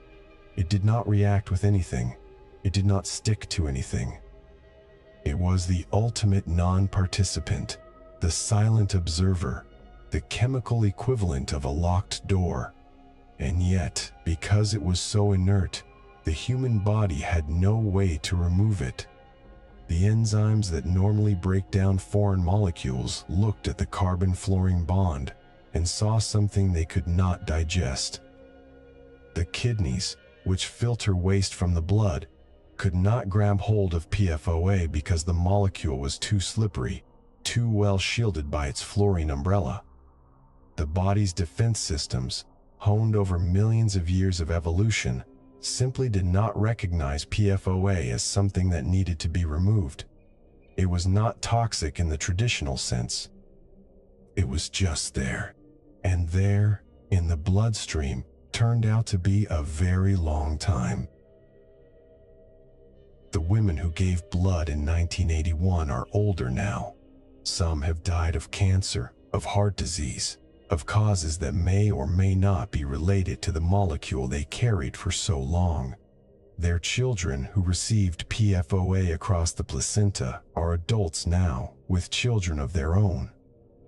The molecule has passed to a third generation, still unchanged, still circulating, still refusing to break down. No one knows how many people in the Parkersburg area carry PFOA in their blood. The drinking water was contaminated for decades. The sludge from the Washington Works plant was spread on local farms as soil amendment. The molecule entered the Ohio River and flowed downstream to communities that had never heard of C8. By the time the contamination was fully documented, the molecule had already written itself into the blood of tens of thousands of people. The soft click of the hypodermic needle in 1981 was a small sound, easily forgotten. The nurse disposed of the needle in a sharps container, labeled the vial, and placed it in a rack with dozens of others. The technician who ran the analysis recorded the numbers in a logbook and moved on to the next sample. The report was filed. The cabinet was locked, and the molecule, invisible and silent, continued its work. Not the work of destruction exactly, but the work of persistence. The body keeps its own records, written in serum and cells, and the record showed a chemical that had no business being there.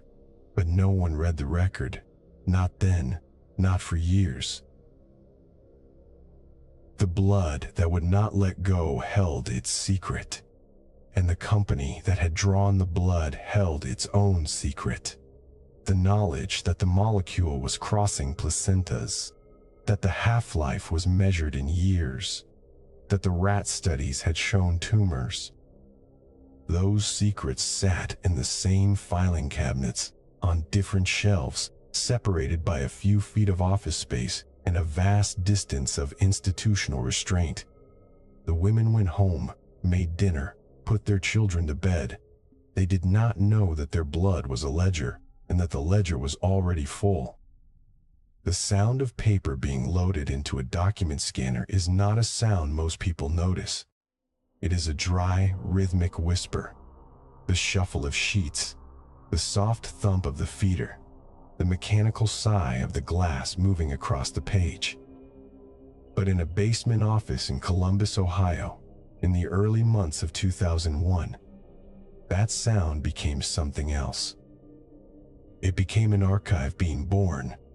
110,000 pages of internal company documents, pulled from DuPont's own filing cabinets under court order, fed into scanners one by one, each page carrying the smell of old paper and industrial solvents. The faint, sharp perfume of a half-century of silence becoming evidence. The man who had pried open the archive was named Rob Bilott. He was a partner at a law firm in Cincinnati, environmental lawyer in his mid-30s, and he had not planned to spend the next 20 years of his life fighting a single chemical company over a single molecule. But in 1999, a farmer named Wilbur Tennant had walked into his office with a videotape. The tape showed dead cattle, dozens of them lying in fields near Parkersburg, West Virginia, their bodies bloated, their teeth blackened, their organs damaged in ways that the local veterinarians could not explain. Tennant blamed DuPont. He said the company had been dumping waste from the Washington Works plant into a landfill near his farm. He said the creek that ran through his property had turned strange colors. He said his cows were dying and no one would listen. Bilott listened. He took the case. And then he did something that neither he nor DuPont expected. He asked for documents.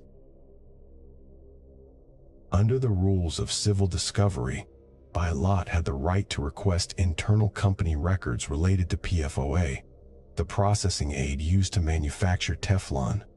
DuPont resisted. They sent lawyers to hearings, filed motions to quash, argued that the requests were too broad, too burdensome, too invasive. But Bilott was patient. He was methodical. He had grown up in a small town in Ohio, the son of a lawyer and a teacher, and he had learned early that the best way to win an argument was to outlast the other side. He filed more motions. He requested more documents, and eventually, reluctantly, DuPont began to produce. The first boxes arrived in 2000. They contained memos, studies, emails, laboratory reports, meeting minutes. Bilott and his team read them in a small conference room, pulling all-nighters, drinking bad coffee, trying to piece together the story that DuPont had been hiding. The story was worse than they had imagined. The documents showed that DuPont had known about the toxicity of PFOA since 1978, when internal studies revealed that the chemical caused testicular and pancreatic tumors in rats. The documents showed that the company had detected PFOA in the drinking water of Parkersburg, and surrounding communities as early as 1984, at concentrations of 1.5 parts per billion, levels that exceeded the company's own internal safety thresholds. And the documents showed that DuPont had shipped 80,000 tons of PFOA, contaminated waste sludge, to local farms, spreading it on fields as soil amendment, telling farmers that it was safe, that it would help their crops grow. The sludge had come from the Washington Works plant's wastewater treatment system. The plant manufactured Teflon using a process that required large quantities of PFOA, and the PFOA did not break down during manufacturing. It flowed out of the reactors, through the pipes, into the treatment tanks, and eventually into the sludge that was scraped off the bottom and trucked away. The sludge was thick, black, and smelled like a chemical factory. DuPont paid farmers to take it. The farmers spread it on their fields, thinking it was fertilizer. Their cattle grazed on the fields. Their wells drew water from the ground beneath. Bilot's documents showed that DuPont had known about the contamination for years. They had tested the sludge, tested the water, tested the soil. They had seen the numbers, and they had done nothing. Nothing except continue to manufacture Teflon, continue to dump waste, continue to keep the information in a locked cabinet.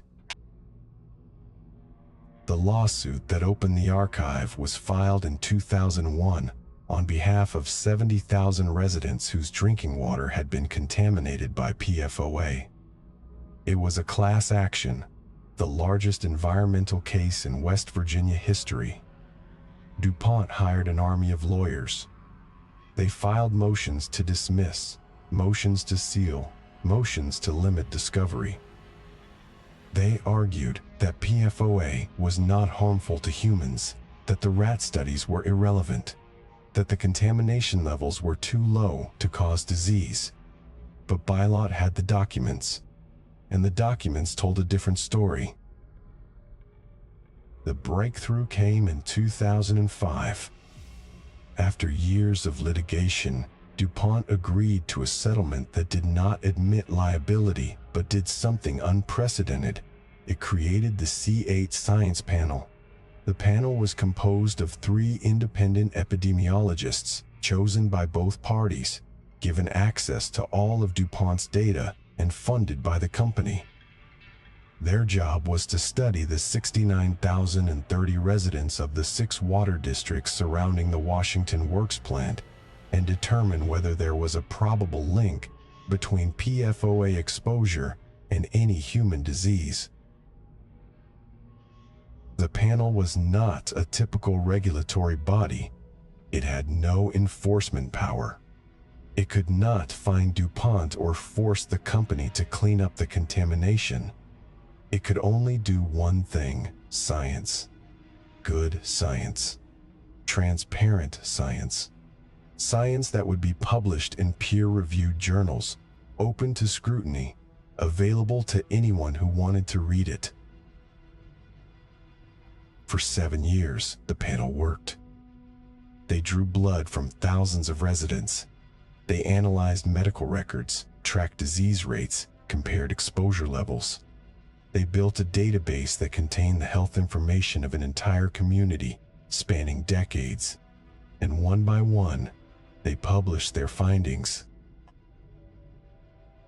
By 2012, the panel had established a probable link between PFOA exposure and 6 diseases: kidney cancer, testicular cancer, ulcerative colitis, thyroid disease, pregnancy-induced hypertension, and high cholesterol.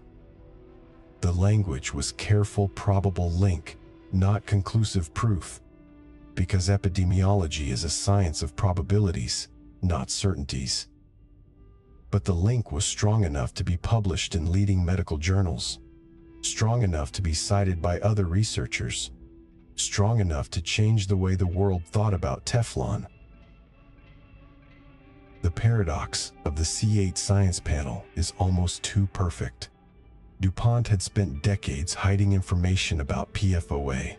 They had buried studies, delayed warnings, fought transparency at every turn. And then, forced by a lawsuit and a settlement, they ended up funding the very research that would prove their own liability. The company that had refused to warn consumers about overheated pans, that had refused to warn pregnant workers about contaminated blood, that had refused to warn farmers about toxic sludge. That company wrote a check, and the science came out, and the science said, yes, this chemical is causing disease. The panel's work did not end with the 6 diseases. They continued to publish, continued to analyze, continued to refine their estimates of the health risks. Their studies showed that people with higher PFOA exposure had higher rates of kidney cancer, that the risk increased with the concentration of the chemical in the blood. Their studies showed that children exposed to PFOA in utero had lower birth weights, that women with higher exposure were more likely to develop preeclampsia. Their studies turned the abstract concept of persistent organic pollutant into a set of specific, measurable harms. The smell of old filing cabinets and industrial solvents that accompanied those 110,000 pages of documents was the smell of a secret that had been kept for too long. The paper was yellowing at the edges. The ink was fading. The folders were worn smooth by years of handling. But the information inside was still fresh. It still had the power to shock, because it was not just a record of what DuPont had known. It was a record of when they had known it, and the dates told the story. DuPont knew about the rat tumors in 1978. They knew about the contaminated water in 1984. They knew about the sludge on the farms in the 1980s. They knew about the workers' blood in 1981. They knew about the umbilical cord blood in 1982. And for year after year, decade after decade, they chose not to act. They chose not to warn. They chose to protect the brand, the patent, the profit stream, the empire of Teflon. The documents did not just contain bad news. They contained a pattern. And the pattern was this. Every time DuPont faced a choice between transparency and silence, they chose silence. Every time they had to decide whether to warn the public or protect the product, they chose the product. The molecule was not the villain. The molecule was just a molecule. But the choices made by the men and women who ran the company, those choices had consequences. And the consequences were written on every page of the archive. Bilot's lawsuit did not end with the C8 science panel. It continued for years, spawning more lawsuits, more settlements, more investigations. DuPont eventually stopped using PFOA in Teflon production, replacing it with other fluorinated compounds that turned out to have their own problems. The Washington Works plant was cleaned up, partially at enormous cost. The residents of Parkersburg received medical monitoring, compensation for some of their illnesses, and a permanent awareness that their water had been poisoned by a chemical they had never heard of. But the archive remains.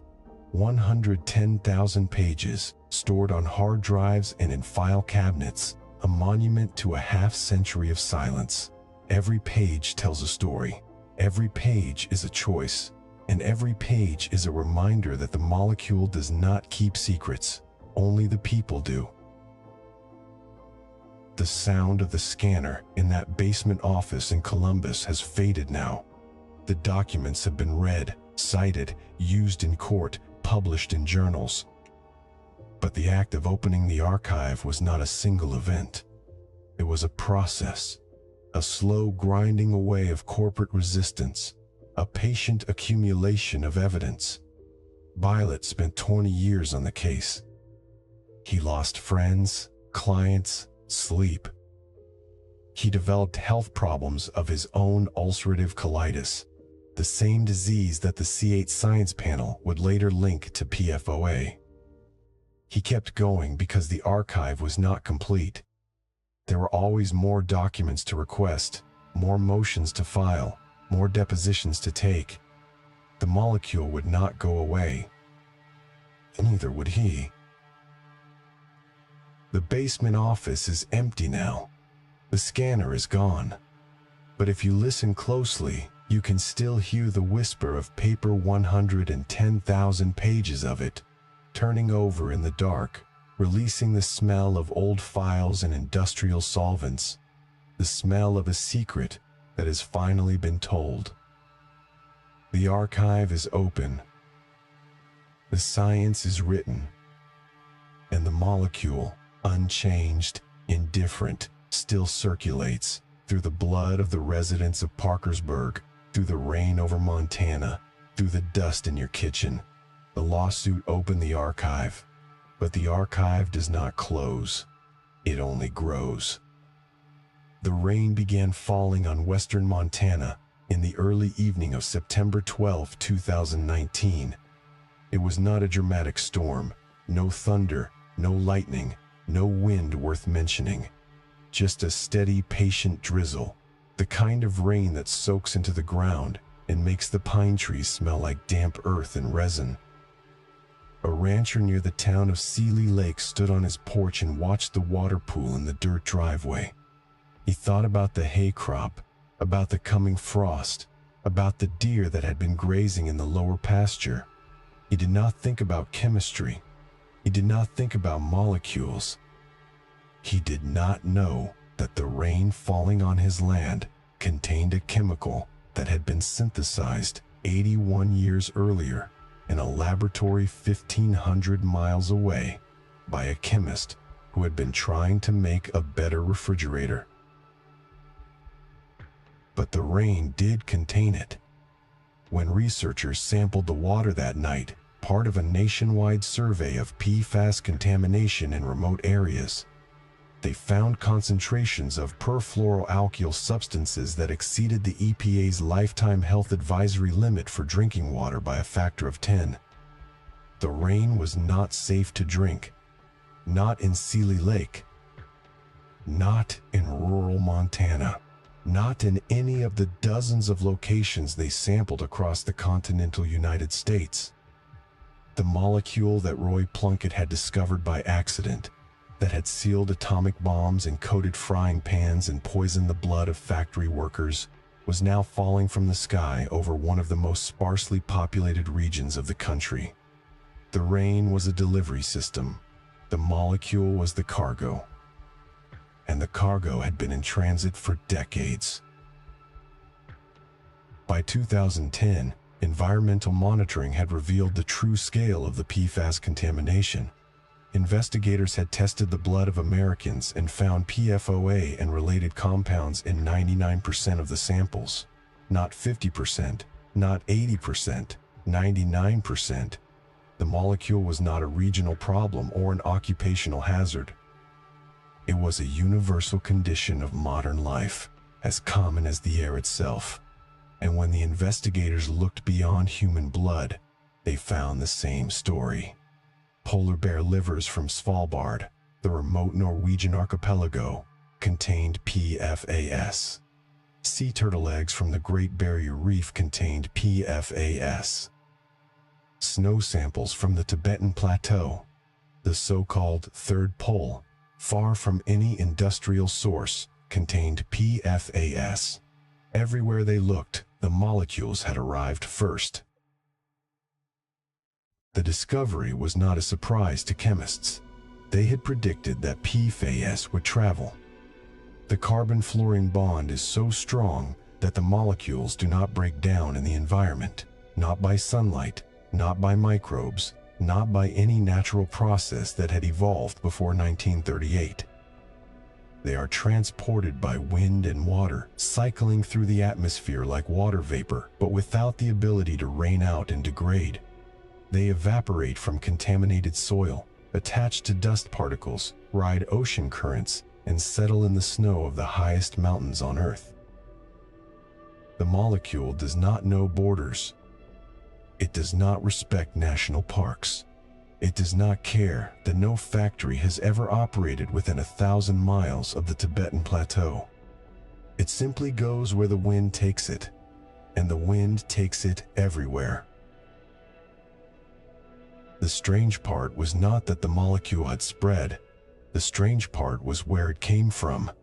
The primary exposure pathway was not drinking water near factories, though that was certainly a problem for communities like Parkersburg. The primary pathway was ordinary house dust. The carpets in your living room, treated with PFAS to resist stains. The clothing in your closet, treated with PFAS to repel water and oil. The food packaging that held your takeout, treated with PFAS to prevent grease from soaking through. The dental floss that slid between your teeth, coated with PTFE to reduce friction. The ski wax you applied to your skis, formulated with fluorinated compounds for speed. All of these products shed microscopic fibers, tiny fragments of fluorinated polymers, which became airborne and settled into the dust that you inhaled and ingested every day. Here is the arithmetic of exposure. A single carpet treated with PFAS can release millions of particles per square meter per day. Those particles are too small to see, too light to settle quickly, too persistent to break down. They float in the air of your home, accumulating in the corners, settling on the surfaces, mixing with the dust that you disturb when you vacuum or sweep or simply walk across the room. You breathe them in. They lodge in your lungs.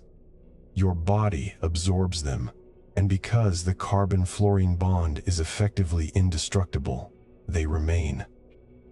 The half-life in human blood is measured in years, but the half-life in human lungs is longer. The molecule does not leave, it only arrives. The global plume is not a metaphor.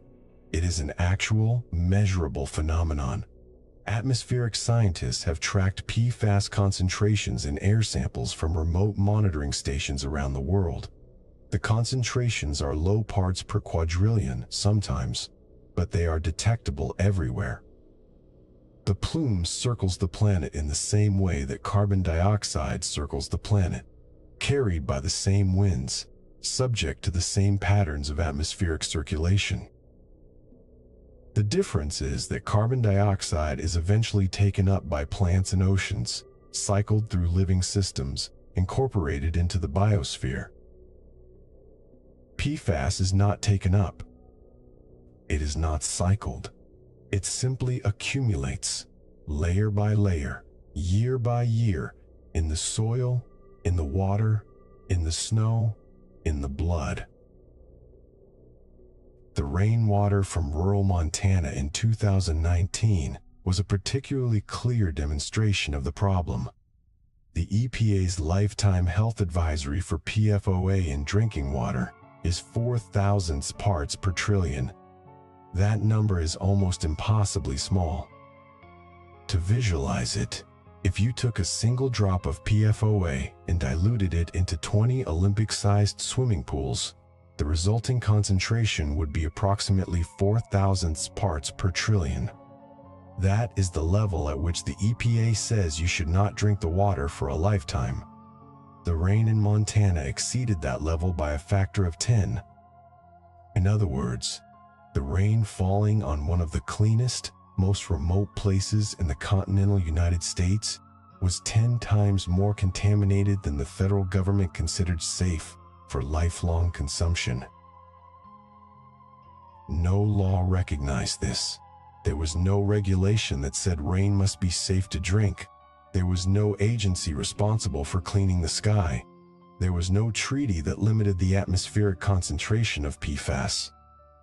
The molecules fell, and the rain soaked into the ground, and the cattle drank from the puddles, and the rancher went inside and turned on the tap and drank water that had been filtered through the same soil, and the molecule continued its silent journey. The paradox of the global plume is that the molecule became the first truly global industrial chemical while remaining invisible, tasteless, and legally unregulated for most of its journey. It was not like DDT, which was banned after Rachel Carson's Silent Spring. It was not like lead, which was phased out of gasoline after decades of public health advocacy. It was not like CFCs, which were regulated by international treaty after scientists discovered the ozone hole. PFAS snuck past the regulatory state not because it was less dangerous, but because it was less obvious. It did not cause acute poisoning. It did not create dead zones in rivers. It did not produce smog or acid rain. It simply accumulated, quietly, everywhere, and by the time the world noticed, it was already in the blood of 99% of Americans. The polar bears of Svalbard are a particularly haunting symbol of this accumulation. The bears are apex predators, feeding on seals that feed on fish that feed on plankton. PFAS enters the food chain at the bottom, in the microscopic organisms that absorb it from the water, and concentrates at the top, in the bodies of the largest predators. The polar bears of Svalbard have some of the highest PFAS levels ever measured in wildlife. The molecules are stored in their livers, their kidneys, their blood. They pass from mother to cub through milk. They have been there for generations, accumulated and inherited, a chemical legacy that no bear chose and no bear can escape. The sea turtle eggs from the Great Barrier Reef tell a similar story. Researchers collected eggs from nests on remote beaches, far from any human settlement, and found PFAS in every sample. The turtles had absorbed the molecules from the water, from the plankton they ate as hatchlings, from the seagrass beds where they foraged as adults. The eggs were contaminated before they were laid. The chemicals passed from mother to offspring across the same placental barrier that DuPont had documented in 1982. The turtles did not know. The researchers did not expect it. The molecule had arrived before them. The snow samples from the Tibetan Plateau are the most striking evidence of global transport. The plateau is often called the Third Pole, a vast high-altitude desert where the air is thin and the temperature is cold enough to preserve snow for centuries. Scientists drilled ice cores from the glaciers, layers of snow that had fallen over hundreds of years. In the deeper layers, from before 1938, there was no PFAS. In the layers from the 1950s, traces began to appear. In the layers from the 1990s, the concentration increased. In the top layers, from the 21st century, the molecule was present in every sample. The glacier had recorded the history of PFAS in the same way it recorded volcanic eruptions and changes in atmospheric chemistry. The molecule was now part of the geological record. What does it mean for rain to be unsafe to drink? The question sounds absurd, and yet it is perfectly literal. The EPA's health advisory is not a regulation. It is a recommendation, a guideline based on the best available science. The science says that drinking water with PFAS concentrations above 0.004 parts per trillion over a lifetime may increase the risk of kidney cancer, testicular cancer, ulcerative colitis, thyroid disease, and other conditions. The rain in Montana exceeded that level. So did the rain in Maine, in Colorado, in the mountains of North Carolina. So did the rain in most places where researchers have bothered to look. The molecule is in the global water cycle.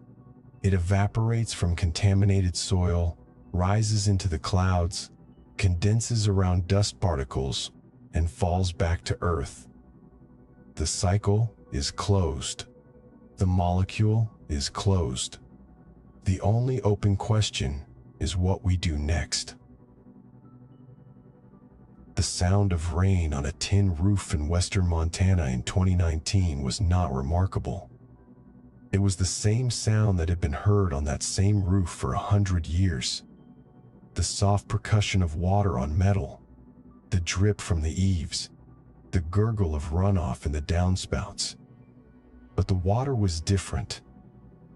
The water carried molecules that had been synthesized in 1938, molecules that had passed through the lungs of factory workers and the livers of polar bears and the blood of pregnant women, molecules that had circled the planet on currents of air and fallen back to Earth in a quiet September storm. The rancher did not know. He went inside, poured himself a glass of water from the tap, and drank it without thinking. The molecule entered his body, bound to his serum proteins, and began its long, slow circulation through his bloodstream. It will be there for years. It will be there for the rest of his life. It will be there after he is gone, passed into the soil if he is buried, released into the air if he is cremated. The molecule does not attend funerals. It does not need to. It is already everywhere. The global plume is not a disaster in the traditional sense. No one died in the rain. No one choked on the dust. The effects are statistical, not dramatic. A slightly elevated risk of this cancer, a slightly higher chance of that autoimmune disease, a few more cases of hypertension in pregnancy. But statistics are not abstractions. They are the sum of individual bodies, individual lives, individual decisions that were not made by the individuals themselves. The people of Parkersburg did not choose to have PFAS in their water. The polar bears of Svalbard did not choose to have PFAS in their livers.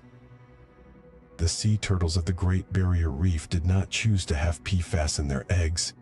The molecule made the choice for them, silently, invisibly, over decades, carried by wind and water and the slow, relentless logic of atmospheric circulation. The rain continues to fall. The dust continues to rise. The molecules continue to cycle. And somewhere in Montana, a rancher listens to the storm and thinks about the hay crop, and does not know that the water soaking into his fields contains a chemical that will outlast his grandchildren. The silence after the rain is the same silence that has followed this molecule from the beginning. The silence of a laboratory in 1938, the silence of a dead canary in a kitchen in 1968, the silence of a blood sample labeled without mention of the chemical swimming inside it. The molecule does not break the silence, it only fills it. The clock on the wall of the federal courtroom in Wilmington, Delaware, ticked with the slow, deliberate weight of institutional time. It was a quartz movement, battery-powered, silent enough that you had to strain to hear it. But in the pauses between arguments, the lawyers heard it anyway. Tick. The shuffle of papers. Tick. The clearing of a throat. Tick. Outside the window, rain fell on the city of Wilmington, a soft gray drizzle that smeared the glass and blurred the traffic lights. The rain carried perfluoroalkyl substances, as all rain now did, but no one in the courtroom mentioned that. They were arguing about numbers. Specifically, about whether 4,000 parts per trillion represented a scientific finding or a confession. The case was one of many that had followed the C8 science panel's conclusions. DuPont had already settled thousands of personal injury claims, but the question of a federal drinking water standard remained open. The EPA had issued a health advisory, a non-binding recommendation setting the safe lifetime exposure level for PFOA at 4,000 parts per trillion. The number was astonishingly small, almost absurdly so.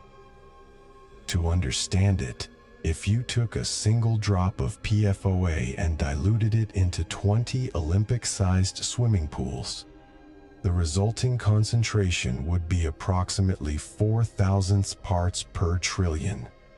That was the level at which the EPA said you could drink the water every day for 70 years without exceeding what it considered an acceptable risk. The lawyers for the chemical industry argued that the number was unachievable, unenforceable, unscientific. They pointed out that no water treatment plant in the world could reliably remove PFOA to that concentration.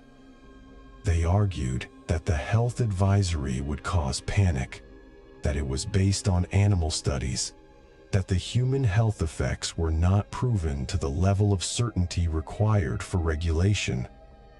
The plaintiff's lawyers argued that the number was not the problem. The contamination was. They pointed to the 110,000 pages of internal DuPont documents, to the umbilical cord blood samples from 1982, to the dead cattle in the poisoned wells, and the families who had drunk the water for decades without knowing what was in it. The clock ticked. The rain fell. And the judge, somewhere between exhaustion and exasperation, asked a question that no one could answer. What do you do about a chemical that does not degrade, when the tools you have were designed for chemicals that do? That question is the regulator's dilemma, and it has no good answer. In 2006, the EPA had launched the PFOA stewardship program. It was an experiment in voluntary regulation, a new approach for a new century. Instead of issuing mandatory rules, the agency invited 8 major chemical companies to join a voluntary agreement. They would eliminate PFOA and related long-chain PFAS from emissions and products by 2015. No fines for non-compliance, no mandatory reporting, no independent verification, just a promise signed on letterhead that the companies would phase out the chemistry that had made Teflon possible. The program was the first and only global agreement on these substances. It was also, by any honest measure, a failure. The companies did phase out PFOA, eventually, reluctantly, after years of delay. But they did not phase out the carbon-fluorine bond. They simply swapped one molecule for another. By 2018, industry had replaced PFOA with Gen X and other short-chain PFAS. The new compounds were marketed as safer alternatives, designed to degrade more quickly in the environment, with shorter half-lives in the human body. The EPA approved them for use. The companies began manufacturing them at scale. And then the independent toxicity testing began.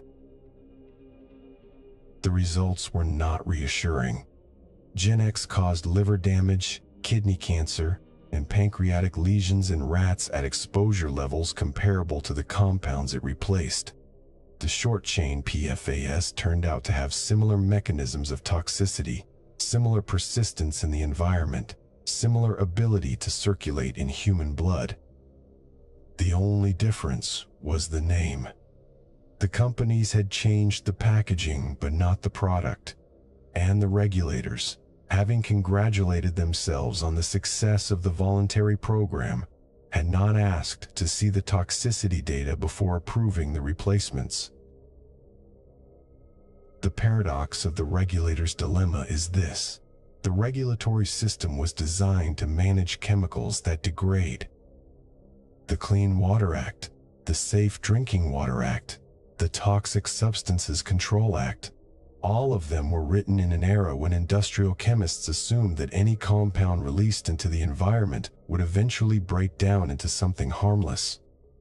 The laws assume that if you stop discharging a chemical, the concentration will decline.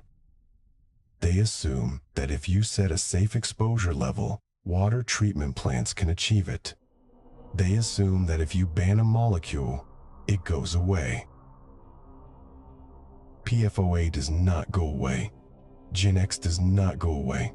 None of the 9,000 PFAS compounds in the global inventory go away. The carbon-fluorine bond is not a suggestion. It is a physical fact, as unchangeable as gravity.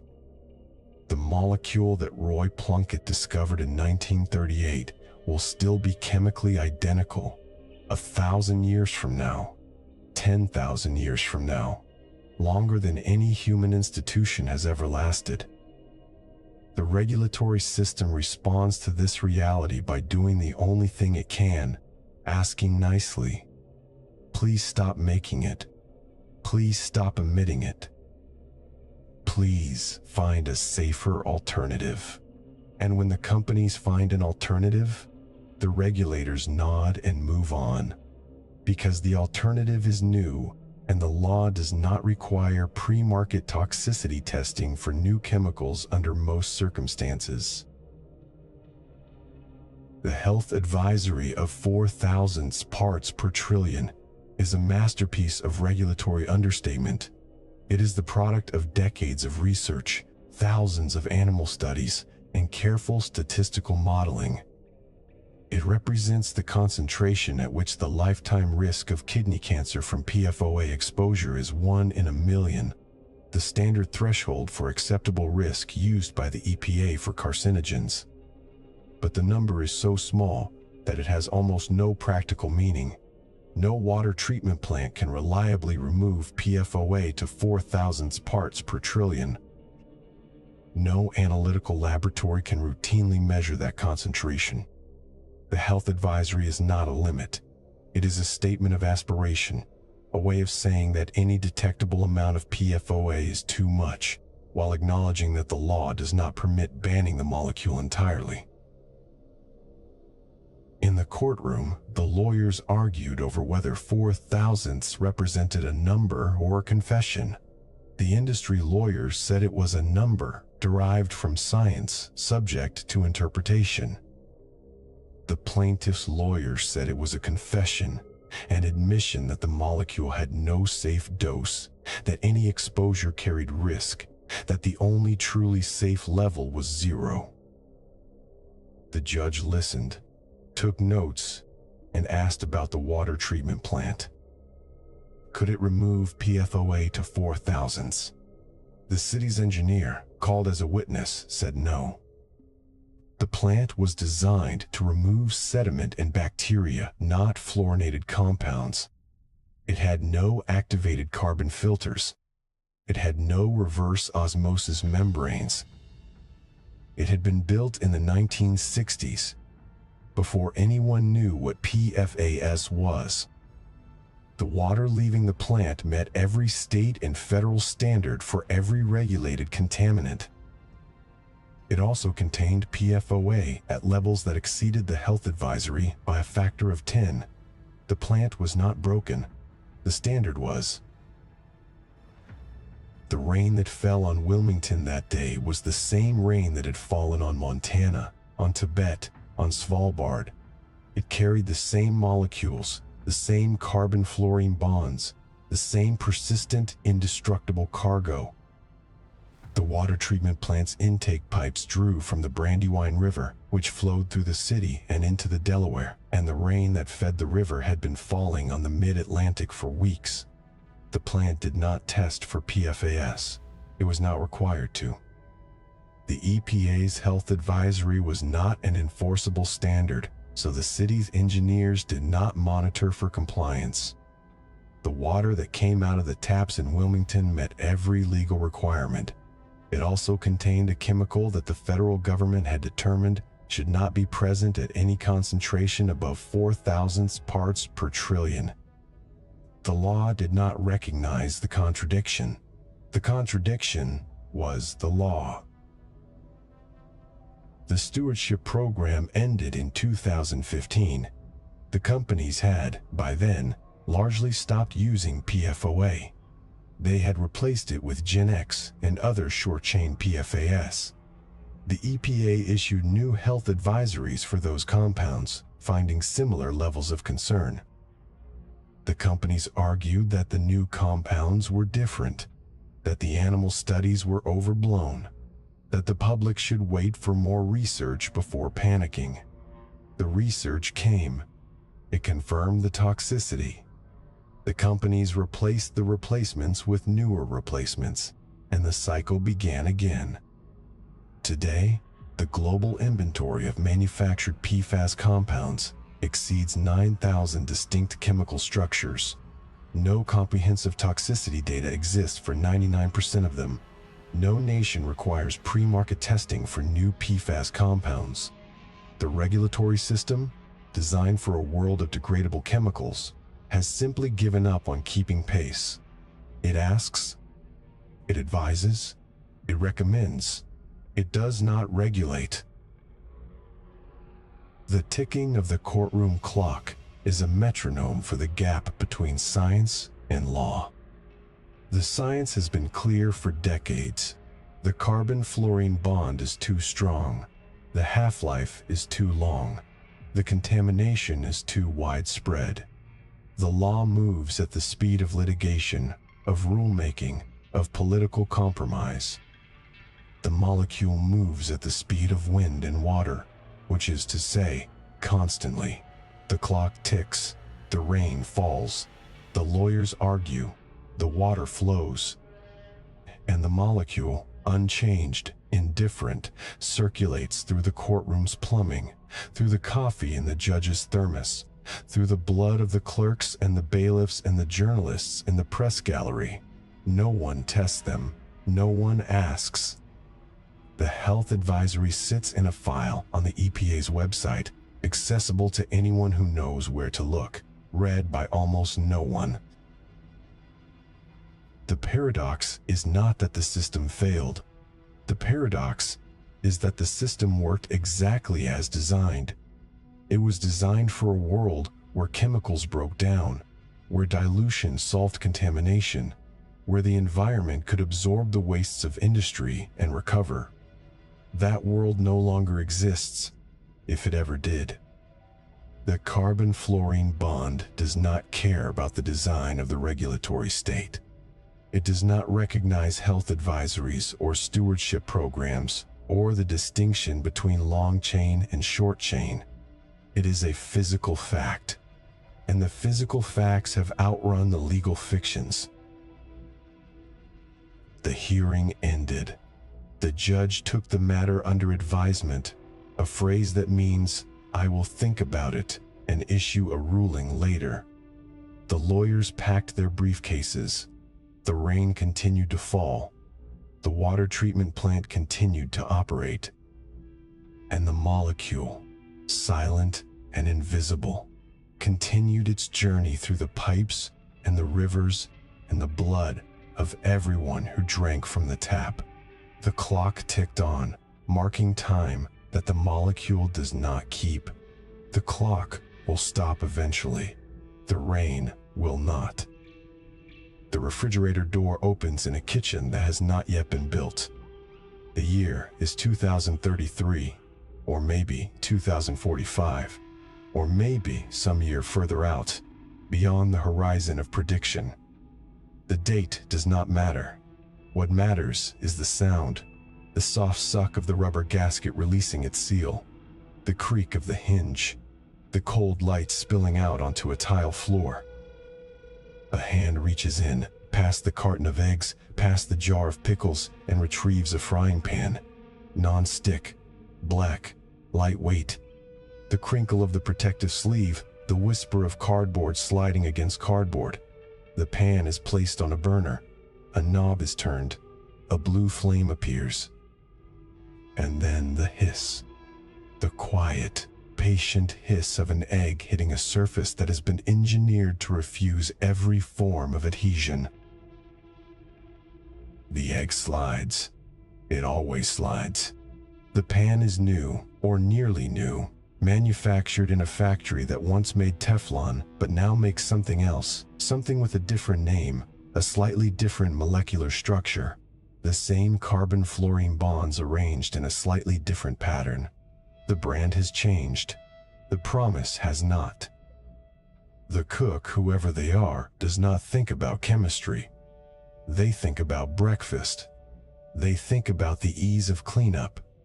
They do not know that the pan in their hand will still exist, chemically identical to its 1938 form, at a date as distant from them as the fall of Rome is from us.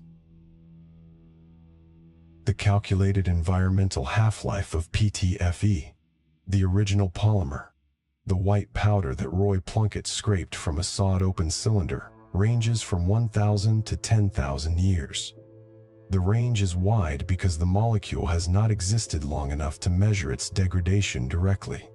No human institution has lasted 10,000 years. No written language has survived half that long. The pyramids of Giza are 5,000 years old, and they are crumbling. The PTFE molecule is not crumbling. The pyramids were built by pharaohs who believed in eternity. The molecule does not believe. It simply is. 1,000 years from now, the Teflon pan that you bought in 2023 will still be sitting in a landfill or a museum, or the melted slag of an incinerator that failed to reach the temperature required to break carbon-fluorine bonds. It will still be white, or black, or gray, depending on the pigment added during manufacturing. It will still be slippery. It will still repel water and oil, and the efforts of any microbe to digest it. The archaeologists of the 41st century, if there are archaeologists in the 41st century, will dig it up and marvel at its preservation. They will date it using the layers of sediment above and below. They will place it in a display case next to a plastic water bottle and a fragment of a smartphone screen. They will call it early 21st century kitchen technology. They will not know that it poisoned the blood of the people who made it. They will not know that its chemical relatives circled the planet in the rain. They will only know that it lasted. In 2022, researchers at the University of California, Riverside, announced a discovery that offered the first small crack in the molecule's armor. They had found a strain of bacterium, Acidimicrobium, A6, that could defluorinate PFAS compounds under iron-reducing conditions. The bacterium did not consume the molecule for energy. It did not break the carbon-fluorine bond completely. It performed a partial defluorination, removing some of the fluorine atoms and leaving behind a shorter, still fluorinated chain. The reaction took months. The intermediate products were of unknown toxicity. The bacterium had been collected from contaminated soil near a chemical plant, and it had evolved this capability in the few decades since PFAS had entered the environment. Evolution, given enough time and enough pressure, can solve almost any problem. But evolution works in generations, and bacterial generations are measured in hours. Even so, the bacterium could not fully mineralize the molecule. It could only chip away at the edges. The discovery was hopeful. It was also a reminder of how far we have to go. The carbon-fluorine bond evolved to be strong because fluorine is rare in nature. Until the 20th century, organisms never encountered fluorinated compounds in significant quantities, so they never developed enzymes to break them down. The bacterium from Riverside was an exception, a mutant that had stumbled upon a partial solution. But the global inventory of manufactured PFAS compounds now exceeds 9,000 distinct chemical structures. Each one shares the carbon-fluorine bond that Plunkett's accident introduced to industrial chemistry. Each one has slightly different properties, slightly different toxicity, slightly different environmental fate, and no comprehensive toxicity data exists for 99% of them. No nation requires pre-market testing for new PFAS compounds. A company can synthesize a new fluorinated surfactant, market it as a safer alternative, and sell it for years before any regulator asks to see the toxicology. The archive of PTFE contains 2 stories. The first story is one of discovery, convenience, and domestic ease. It is the story of a failed refrigeration experiment that became a miracle material. It is the story of the omelet that slid out of the pan without residue, of the stain-resistant carpet that stayed clean for years, of the non-stick surface that made cooking feel like magic. That story is true. The material really does those things. The convenience is real. The ease is real. The magic, well, the magic was never magic. It was chemistry. But it felt like magic, and that feeling sold millions of pans. The second story is one of bodies accumulated, water poisoned, and knowledge withheld.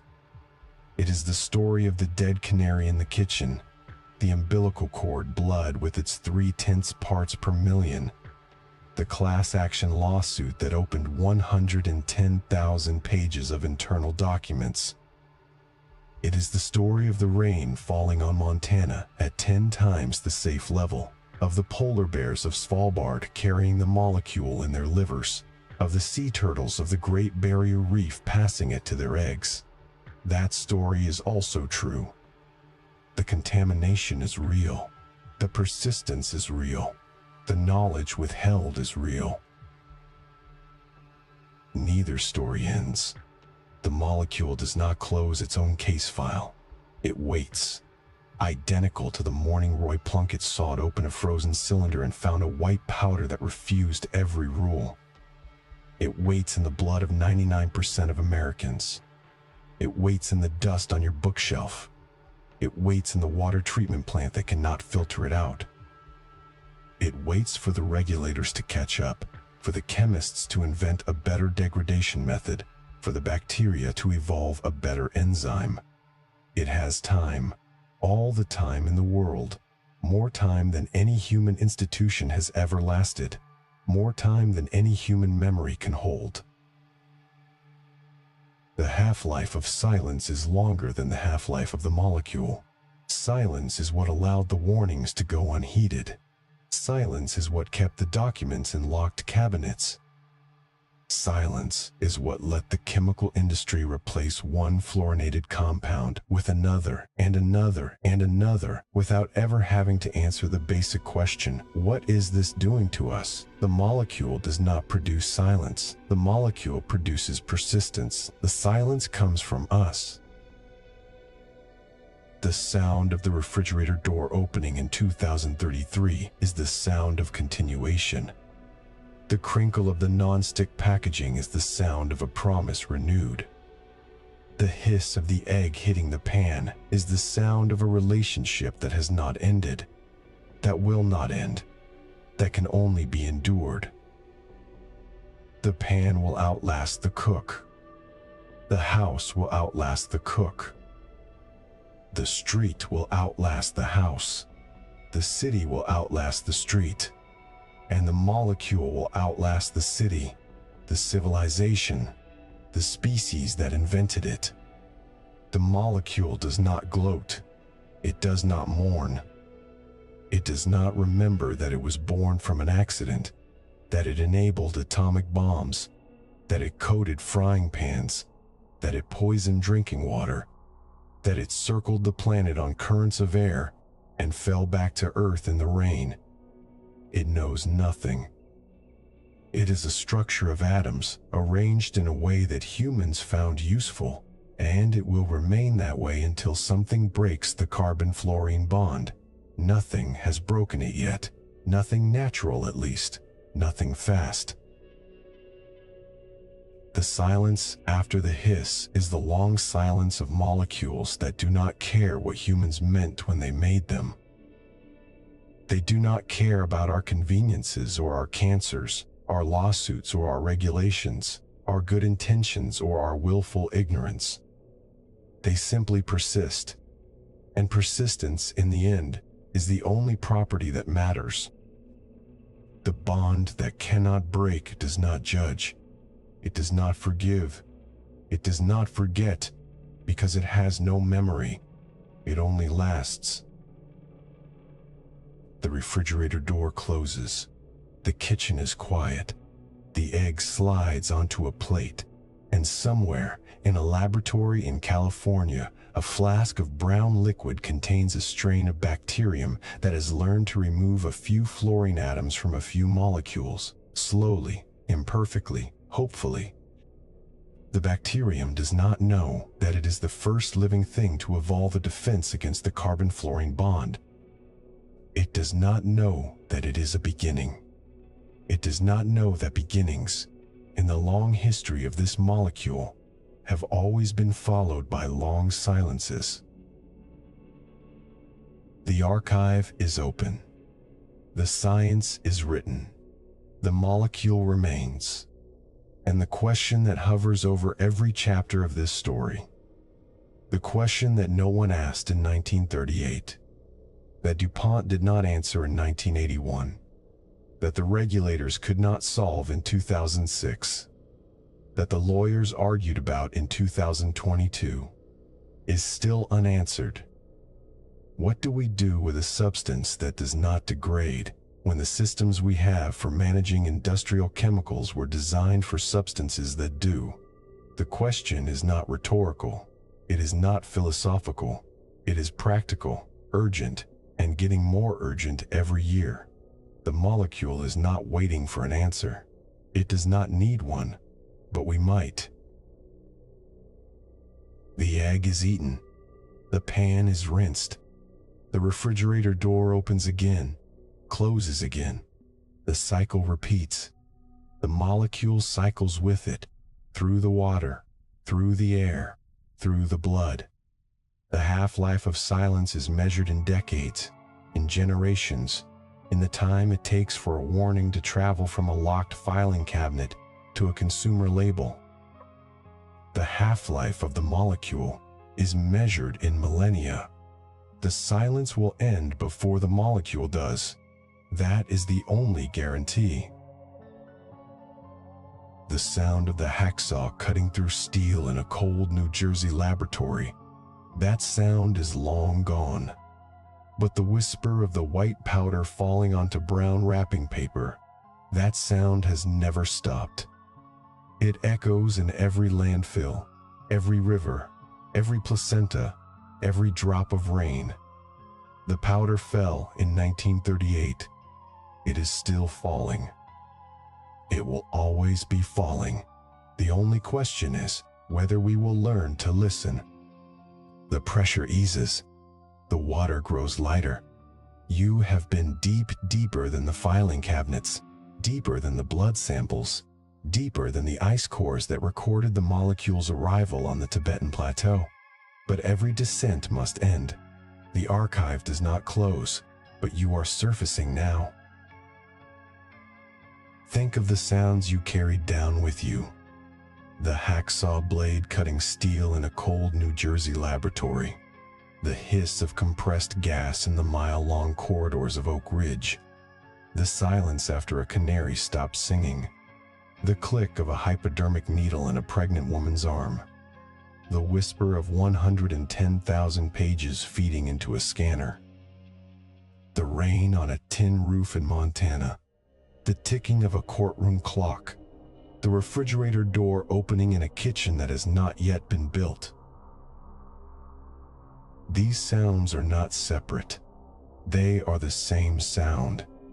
The noise of a molecule that does not degrade, moving through the world we built for it. Teflon was an accident.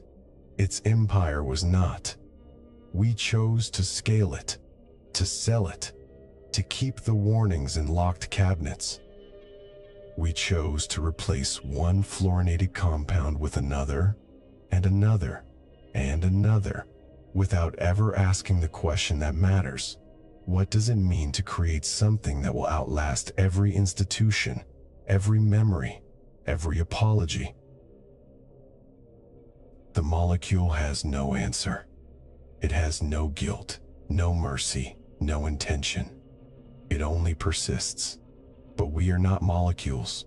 We are the ones who decide whether to test a chemical before it reaches the water, whether to label a pan before it kills a bird, whether to open the archive before a generation has already been poisoned. The descent was not for the molecule's sake. It was for hours. The light is widening now. The water is warm. You are close to the surface. Breathe when you are ready. The archive will be here when you return. Its doors unlocked, its files still turning, its silence still waiting to be broken. Until then, go carefully. The air is fresh. The rain is falling. And somewhere in a landfill or a museum or a kitchen drawer, a non-stick pan is waiting for its egg. The hiss will come. The silence will follow. That is not a threat. That is chemistry. And chemistry, unlike us, never learns. This has been the Deep Archive. Thank you for descending. Good night.